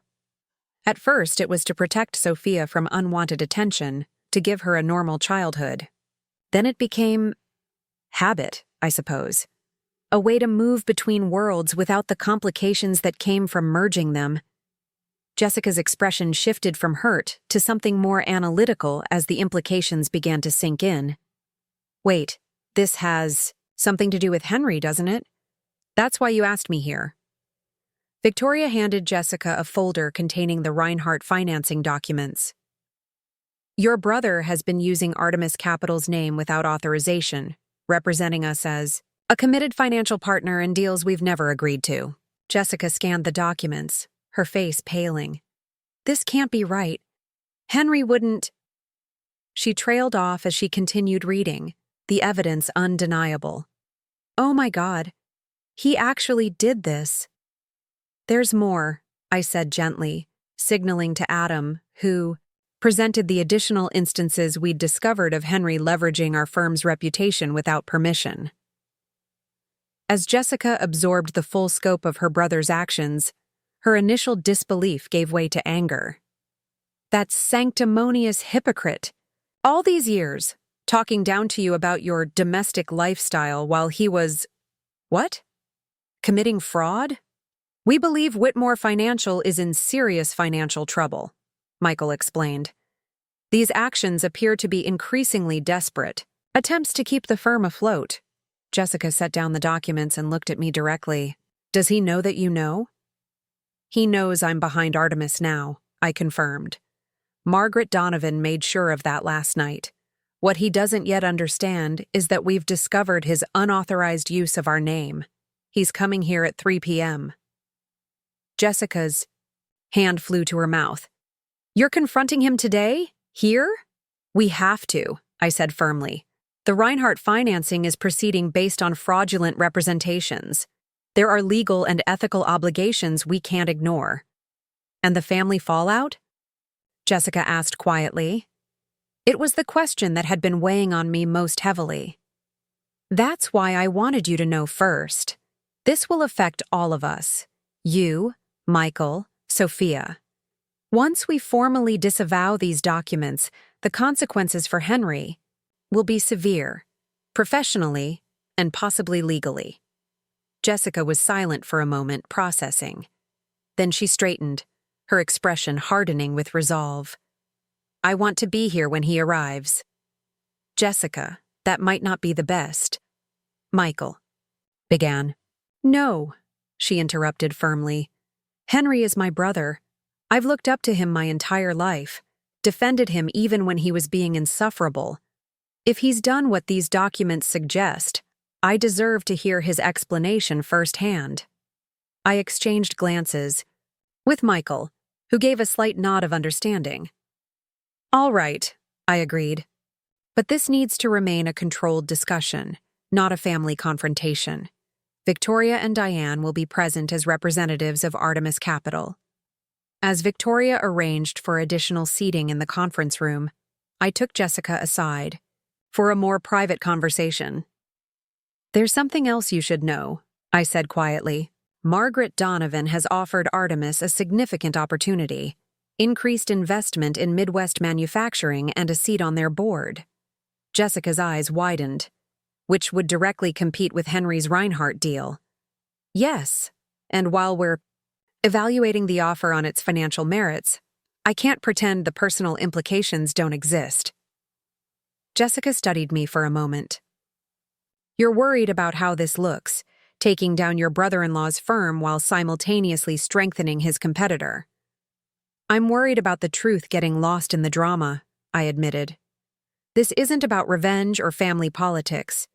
It's about legal obligations, ethical boundaries, and protecting what I've built. Jessica took my hands in hers, her expression softening. Sarah, I've watched you downplay your abilities for years to avoid making Henry feel threatened. You've sat through countless dinners where he belittled your choices while you bit your tongue for family harmony. You don't owe him protection from the consequences of his own actions. Her support meant more than I could express. As much as I'd compartmentalized my life, the thought of permanently fracturing our family had been weighing on me heavily. At 2:45, Victoria announced that Henry had arrived, 15 minutes early, a power move I recognized from countless business negotiations. He was clearly trying to regain control of the situation. Send him to the waiting area, I instructed. We'll keep to our original time. Jessica raised an eyebrow, a small smile playing at her lips. That's not the accommodating sister-in-law he's used to. No, I agreed. It's not. At precisely 3 p.m., Henry was escorted into the conference room. He froze momentarily in the doorway, clearly taken aback by the assembled group. Me at the head of the table, Michael and Jessica to one side, Victoria and Diane to the other. His confident demeanor faltered briefly before he recovered, straightening his tie as he entered. "Quite the reception committee," he remarked, attempting his usual breezy tone but not quite succeeding. His eyes lingered on Jessica. "I wasn't expecting a family reunion." "Sit down, Henry," I said, gesturing to the empty chair opposite me. My tone was neither hostile nor warm, simply authoritative in a way I'd never used with him before. To my surprise, he complied without protest, a subtle shift in our dynamic that everyone in the room noticed. "I assume this is about the Reinhardt financing," he began, setting his briefcase on the table. "I can explain." "Before you do," I interrupted, sliding the documents across the table, "you should understand exactly what we're discussing. These materials detail 3 separate instances where Whitmore Financial represented Artemis Capital as a committed financial partner without our knowledge or consent. The most significant being the Reinhardt Industries deal, where you listed us as providing $200 million in financing." Henry glanced at the documents without touching them, his face revealing nothing. "There seems to be a misunderstanding. These were preliminary discussions, projections of potential partnerships." "Don't," Jessica cut in sharply. "Don't lie. To us, Henry." "Not now." Henry's gaze shifted to his sister, genuine surprise in his expression. "Jessie, this is a complicated business matter. You don't understand the context." "What I understand," Jessica replied, her voice tight with controlled anger, "is that these documents have your signature on them. They explicitly state that Artemis Capital has committed to this financing. That's not a projection or a misunderstanding. It's a misrepresentation." Henry's composed facade cracked slightly, a flash of defensiveness crossing his features. The financial world operates on relationships and understandings that don't always fit neatly into black and white terms. I had every reason to believe Artemis would participate. "Based on what?" Victoria challenged. "We've never had a single meeting with Whitmore Financial. No calls, no emails, no communications whatsoever regarding potential partnerships." Henry shifted his attention to me, his tone modulating to the persuasive cadence he used with reluctant clients. "Sarah, surely you can see the strategic value in this arrangement. Now that we know of your connection to Artemis, we can formalize what I admittedly got ahead of myself on. The Reinhardt opportunity is substantial. There's more than enough benefit for both our firms." The audacity was breathtaking. Even now, caught in a blatant misrepresentation, he was trying to spin it as a business opportunity. "Henry," I said, my voice level but firm, "let's be perfectly clear. Artemis Capital has never had any intention of participating in the Reinhardt financing. We've had a position in Midwest Manufacturing, Reinhardt's direct competitor, for over 3 months. You didn't get ahead of yourself. You committed securities fraud." The word fraud landed like a physical blow. Henry's carefully maintained composure slipped, color draining from his face as the legal implications fully registered. "That's an extreme characterization," he said, his voice lower now. "This was a good faith representation based on what exactly?" Michael interjected, speaking for the first time. "On your assumption that you could manipulate Sarah once you discovered her connection to Artemis, or on your desperation to save Whitmore Financial from insolvency." Henry's head snapped toward Michael, genuine alarm flashing in his eyes. "What are you talking about? Whitmore Financial is perfectly sound." Diane, who had been silently observing until now, placed another folder on the table. "These are credit agency reports from the past 6 months, along with liquidity assessments from 3 separate financial institutions. They paint a very different picture of your firm's stability." Henry didn't reach for the folder, his composure now visibly cracking. He turned to me, his expression a complex mixture of anger, fear, and something that might have been respect. "How long have you known?" he asked quietly. About Whitmore Financial's financial troubles? Since this morning, I replied honestly. Margaret Donovan provided the initial information, which we've since verified independently. A bitter laugh escaped him. Margaret Donovan, of course. You realize she's using you to undermine the Reinhardt deal? We're well aware of the competitive dynamics, Victoria responded coolly, but that doesn't change the facts of what you've done. Henry leaned back in his chair, a calculating look entering his eyes. So what happens now? You publicly disavow the Reinhardt financing, Whitmore Financial takes the fall, and Artemis steps in with increased investment in Midwest manufacturing? A neat arrangement for everyone except me. This isn't about punishing you, Henry, I said, though I understood why he might see it that way. It's about legal compliance and protecting what I've built. Artemis Capital has regulatory obligations we cannot ignore, regardless of family connections. Family connections, he repeated with a hollow laugh. Convenient that those weren't a consideration when you were building your secret empire, but now they're part of the equation when my firm is at stake. Jessica leaned forward, her patience clearly exhausted. That's rich coming from you, Henry. You've spent years belittling Sarah's choices, acting as if she'd wasted her potential becoming a mother and wife. All while your precious firm was apparently built on sand. Henry flinched at his sister's words, genuine pain flashing across his features. For the first time, I glimpsed the wounded pride beneath his arrogant exterior, the fear of failure that had likely driven him to these desperate measures. What are my options? He asked finally, addressing me directly. It was the first honest question he'd asked, and I appreciated the directness. Legally, we must issue a formal disavowal of any involvement in the Reinhardt financing, Diane explained. That's non-negotiable. The question is whether it's accompanied by public allegations of fraudulent misrepresentation or simply characterized as a misconception that's being clarified. Henry nodded slowly, understanding the difference. And what would determine that choice? I met his gaze directly. Complete transparency. We need to know the full extent of Whitmore Financial's use of Artemis's name. Any other documents, any other representations we haven't discovered yet. All of it, Henry. A tense silence filled the room as Henry weighed his options.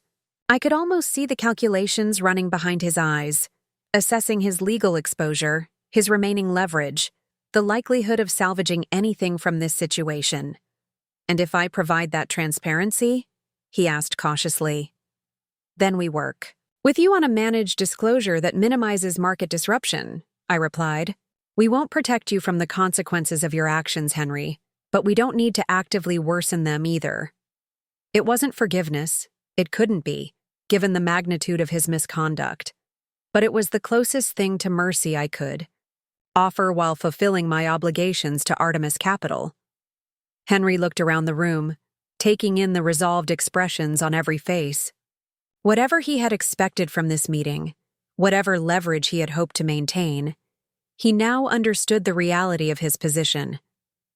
I'll need an hour to compile the complete documentation, he said finally, a man accepting the inevitable.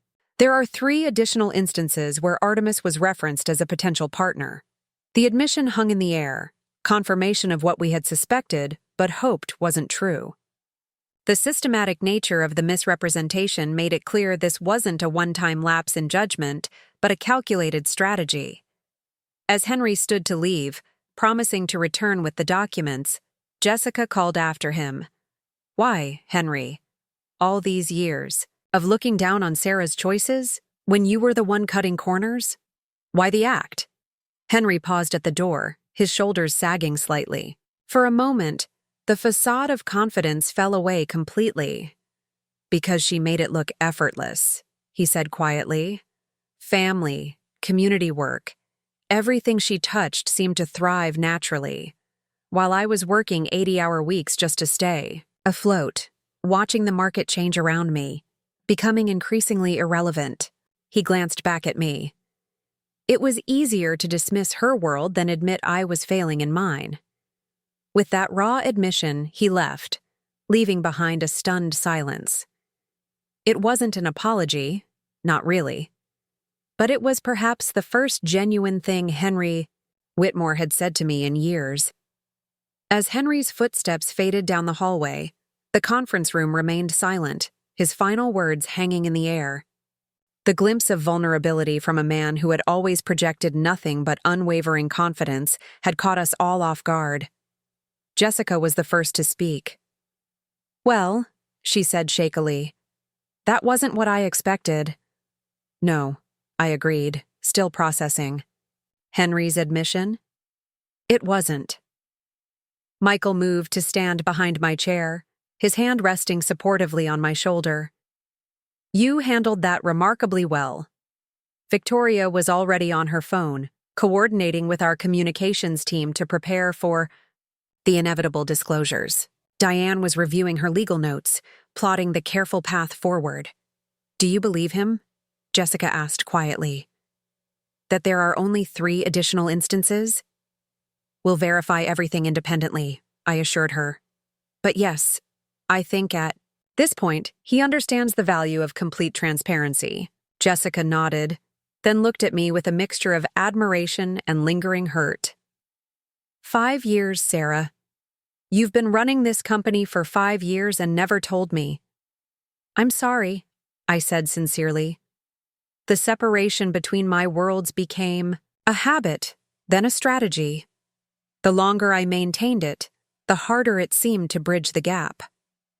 "I understand why you kept it from Henry," she acknowledged. "But I thought we told each other everything." Michael intervened gently. "It wasn't just about protecting the business, Jess.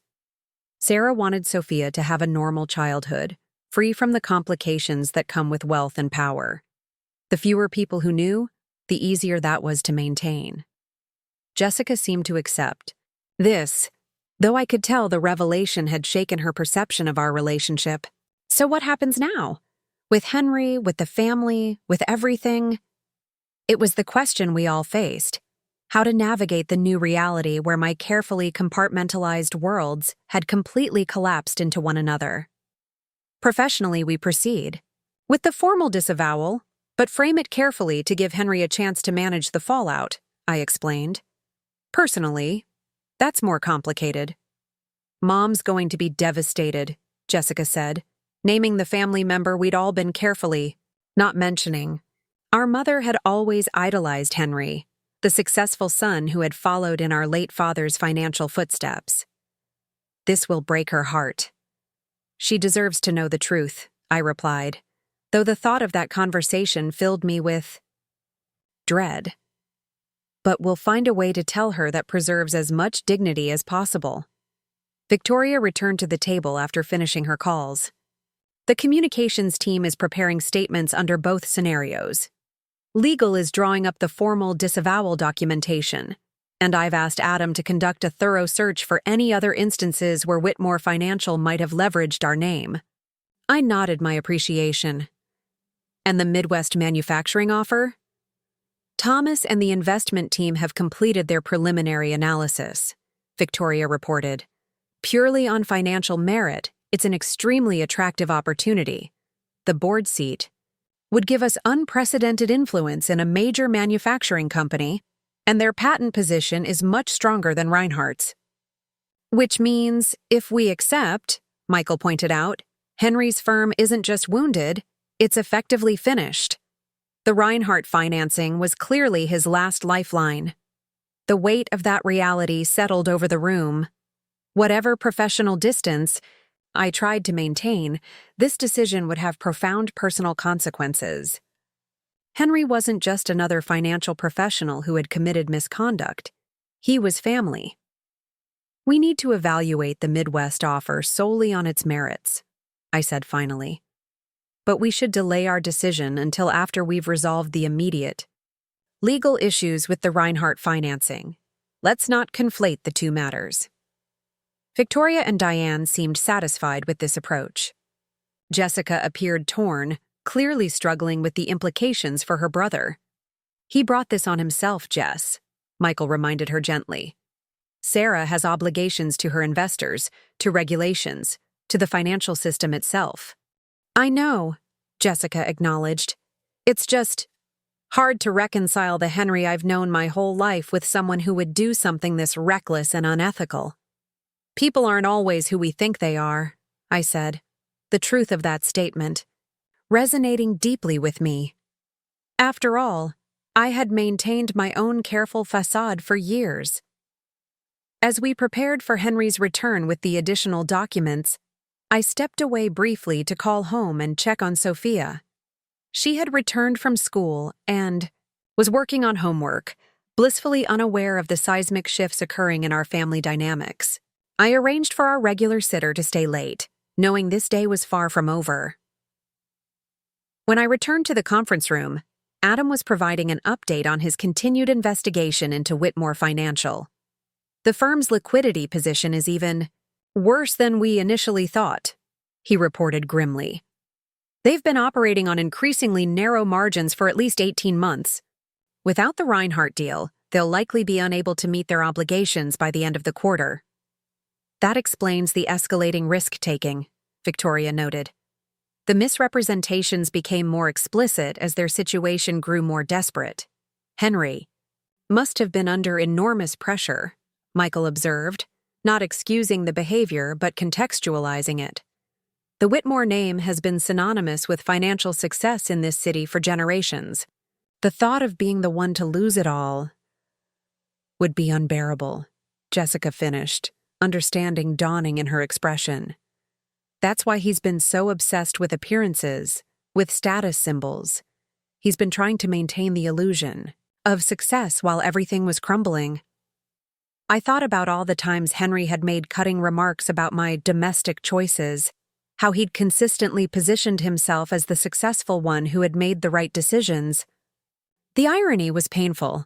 While he'd been fighting desperately to maintain appearances, I'd been quietly building something substantial, something that would likely outlast his family legacy.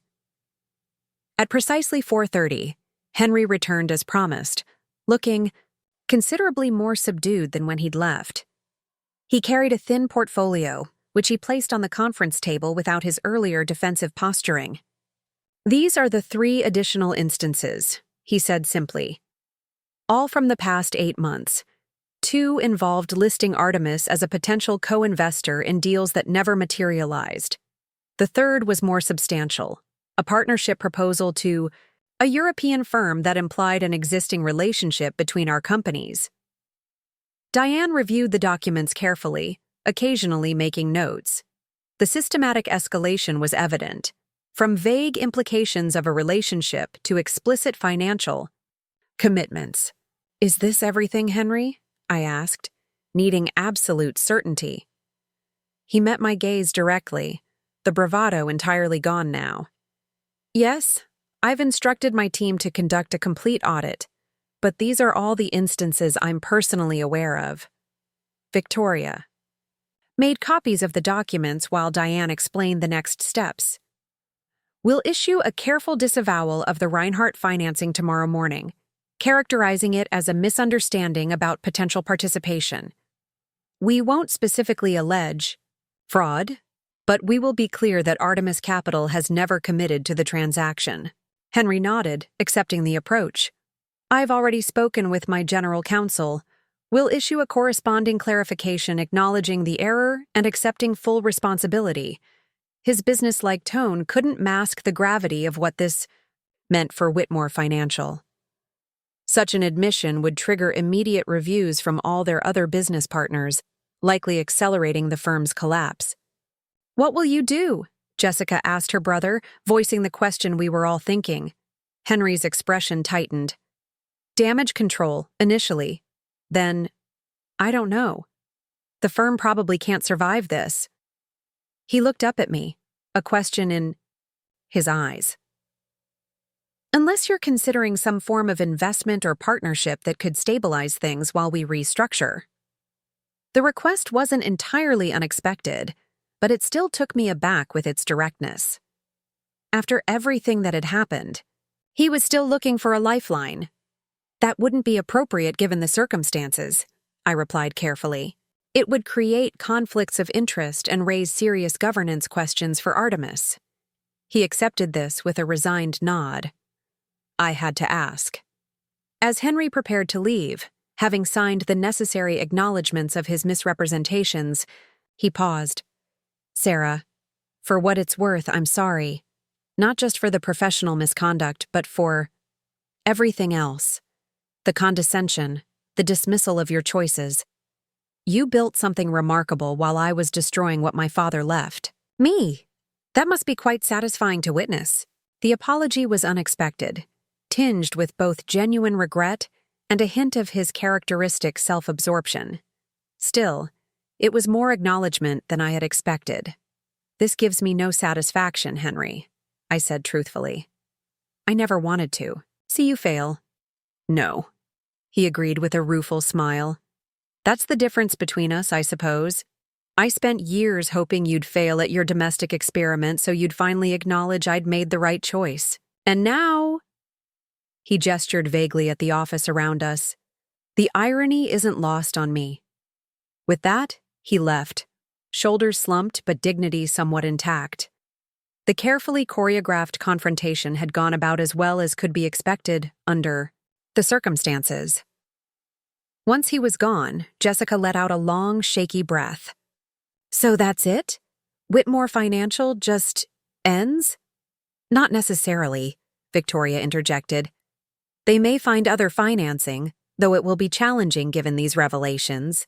They could restructure, downsize significantly, focus on their most profitable lines of business. But the Whitmore name in finance won't carry the same weight anymore, Michael observed. No, I agreed. It won't. As the team began preparing the formal statements for the next morning, I found myself stepping away to the window, staring out at the city skyline as the afternoon light began to fade.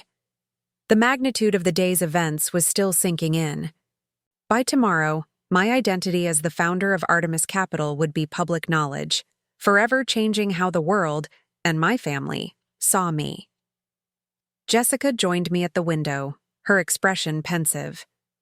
You know what's strange? All these years, I've been so proud of Henry's accomplishments, bragging about my successful brother in finance. And all along, my sister was quietly building something even more impressive. I turned to her, seeing the lingering hurt beneath her supportive words. I should have told you, Jess. I'm sorry I didn't. Yes, you should have, she agreed candidly. But I understand why you didn't. You've always compartmentalized. Even as kids, you had these separate boxes for different parts of your life that never quite touched. Her insight caught me off guard. I never thought of it that way. It's how you manage everything, being a mother, a wife, a community volunteer, and apparently a financial powerhouse. You created these perfect little worlds that didn't overlap. Jessica smiled sadly. I just always thought I existed in all of them. Her words hit home. In my careful effort to maintain boundaries, I had excluded even those closest to me from vital parts of my identity. The protection it had provided came at a cost I hadn't fully recognized. From now on, no more compartments, I promised her. One life, fully integrated, with you in all of it. Jessica embraced me tightly. I'll hold you to that. And for what it's worth, I think Mom's going to be a lot more impressed than devastated once she gets over the shock. You know how she always said you were playing it too safe? Turns out you were the risk taker all along.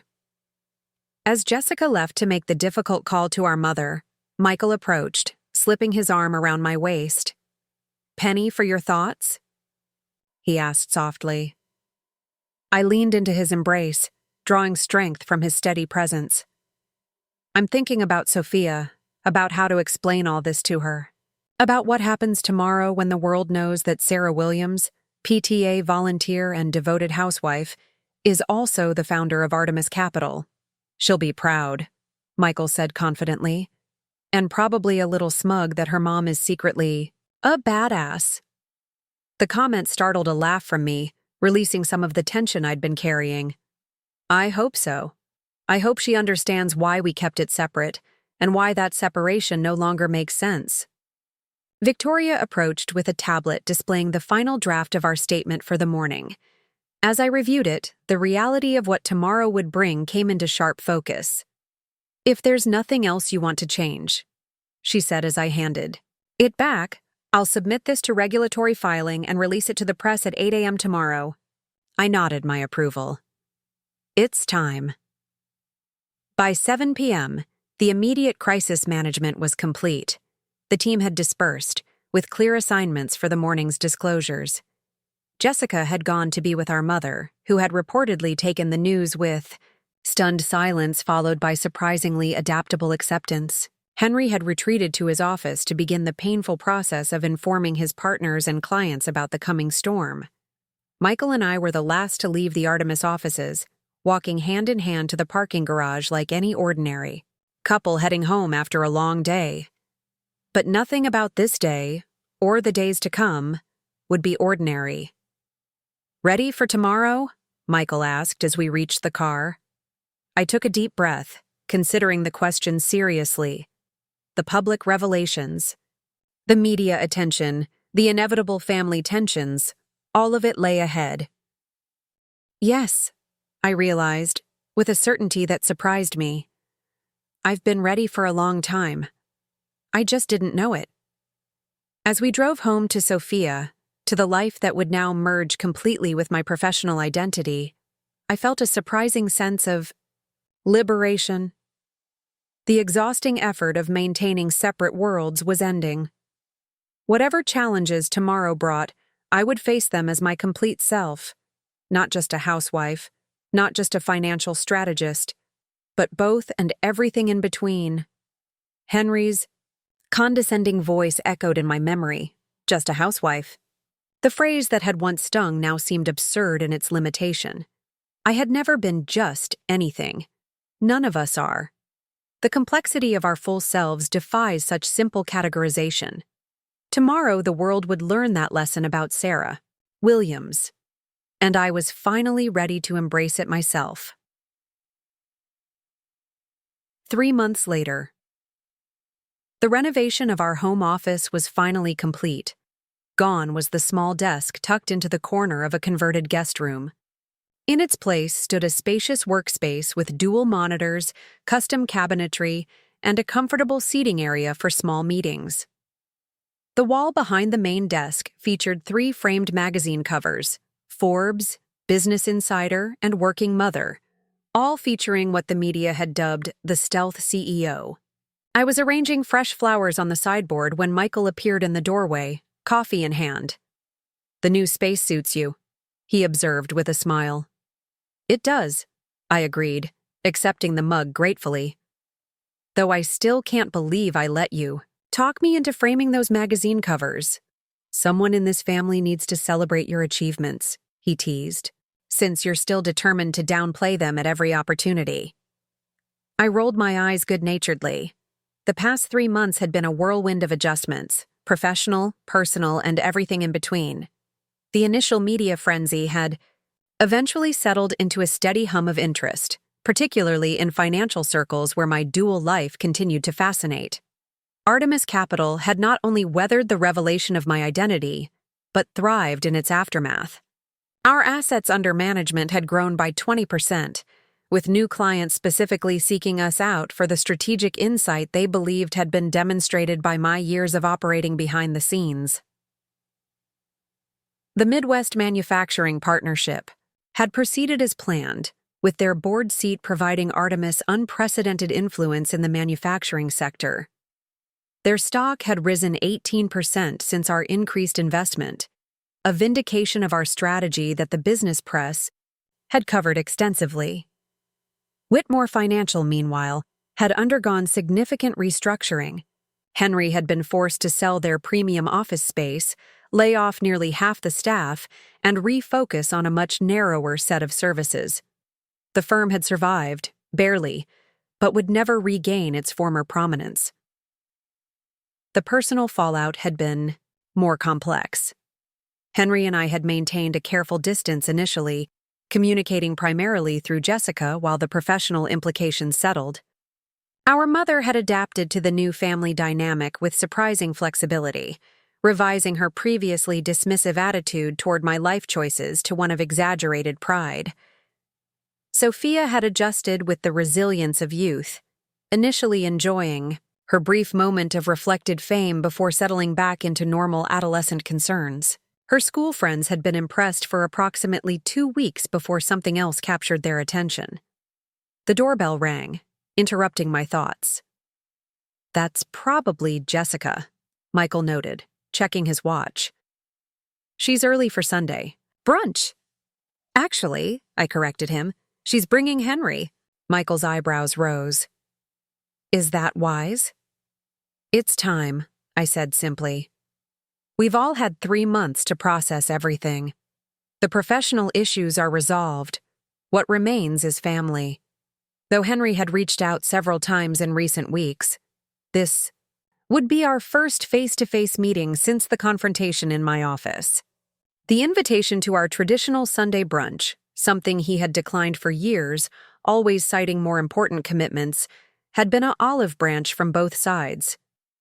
I heard the front door open and Sophia's excited greeting to her aunt. Taking a deep breath, I headed downstairs to face what would undoubtedly be an awkward but necessary family reunion. Henry stood in our entryway, looking simultaneously the same and profoundly different. The expensive suit remained, but the swagger that had always accompanied it was gone.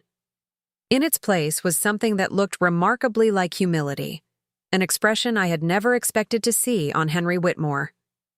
"Sarah," he said simply, extending his hand. "Thank you for having me." I bypassed the handshake and gave him a brief hug instead. "Welcome, Henry. We're glad you could join us." Jessica watched this exchange with cautious optimism, while Sophia observed from the staircase with unabashed curiosity. As we moved to the dining room where Michael was setting out coffee and pastries, Henry paused to take in the surroundings. Our home remained essentially unchanged, comfortable, welcoming, but deliberately modest, despite my now public financial status. "You haven't changed anything," he observed quietly. "Some things don't need changing," I replied. "The core of what matters to us remains the same." As we settled around the table, the 5 of us together for the first time since the revelations, an awkward silence threatened to descend.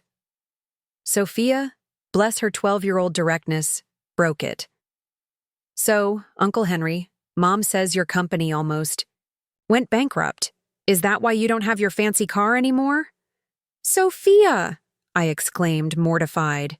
But Henry surprised me by laughing, a genuine laugh without its usual edge of superiority. "Yes, Sophia, that's exactly why.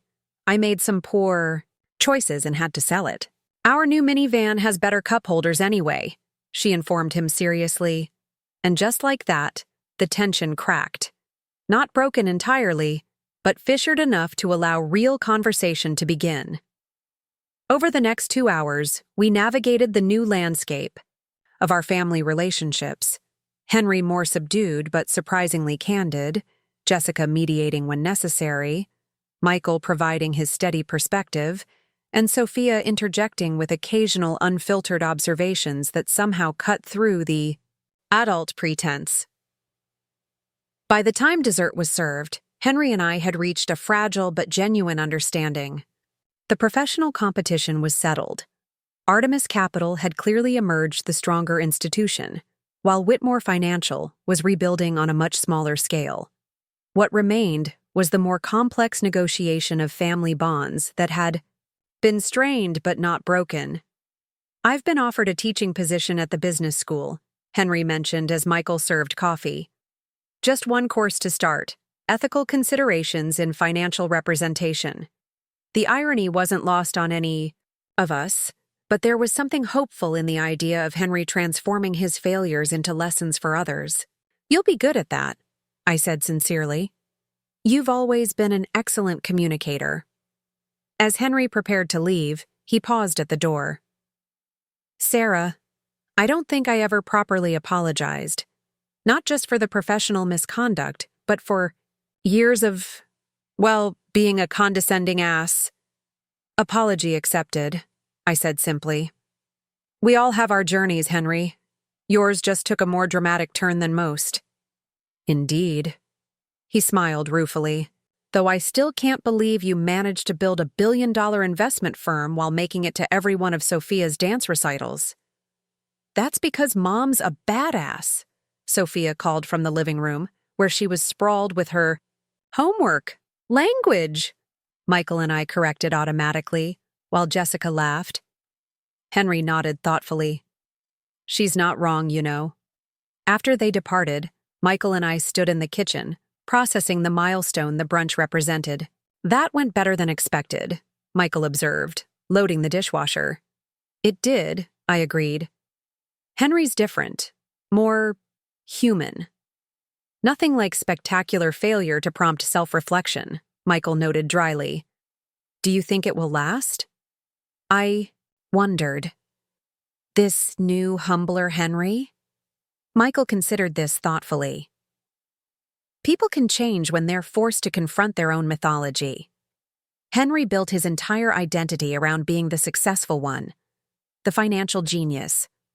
Losing that facade meant he had to find something more substantial underneath. Later that evening, as I prepared for the week ahead, I reflected on the extraordinary journey of the past 3 months. The careful compartmentalization that had defined my life for years had given way to something more integrated, more authentic. There were challenges, certainly, the increased public scrutiny, the delicate balance of family dynamics, the ongoing adjustment to my new public persona. But there was also a profound sense of liberation in no longer hiding significant parts of myself from the world. Sarah Williams, housewife and financial powerhouse, mother and CEO, volunteer and strategist, all facets of a single, whole identity that no longer needed to be divided into separate, carefully guarded components. My phone chimed with a text from Jessica. Mom's already planning Thanksgiving. Says she wants to showcase her successful children. Heaven help us all. I laughed, imagining our mother's elaborate plans to present her newly revised narrative of family achievement. Another challenge to navigate, but one I now felt equipped to handle with grace and humor. As I closed my laptop and turned out the office light, I caught sight of those framed magazine covers once more. The headlines still made me slightly uncomfortable. The secret billionaire next door, power in the shadows, how she built a business empire while baking cookies. They reduced a complex reality to sensational sound bites, missing the deeper truth. The true story wasn't about secret billions or shadow empires. It was about refusing to be defined or limited by others' expectations. About finding ways to honor all parts of oneself, even when the world insisted they should be in conflict. About rebuilding family bonds when foundations shake, and perhaps most importantly, it was about the quiet strength found in being exactly who you are, not just a housewife, not just a businesswoman, but gloriously, unapologetically both. Henry would never again mock me for being just a housewife. Not because I had revealed my ownership of $1 billion investment firm, but because he had finally learned what I had known all along, that none of us are just anything. We are all complex, multifaceted beings capable of surprising even those who think they know us best. It was a lesson worth learning, no matter how painful the process. And one I hoped might resonate with others navigating their own balancing acts between expectations and authenticity, between others' perceptions and their own lived truth. If this story resonated with you, don't forget to hit that subscribe button and turn on notifications so you never miss another video.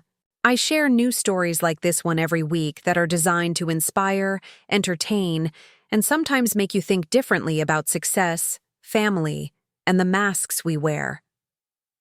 Drop a comment below sharing a time when someone underestimated you. I read every single one and love hearing your stories. And if you know someone who needs to hear this message today, share this video with them. Sometimes the most powerful thing we can do is remind each other that we're never just anything.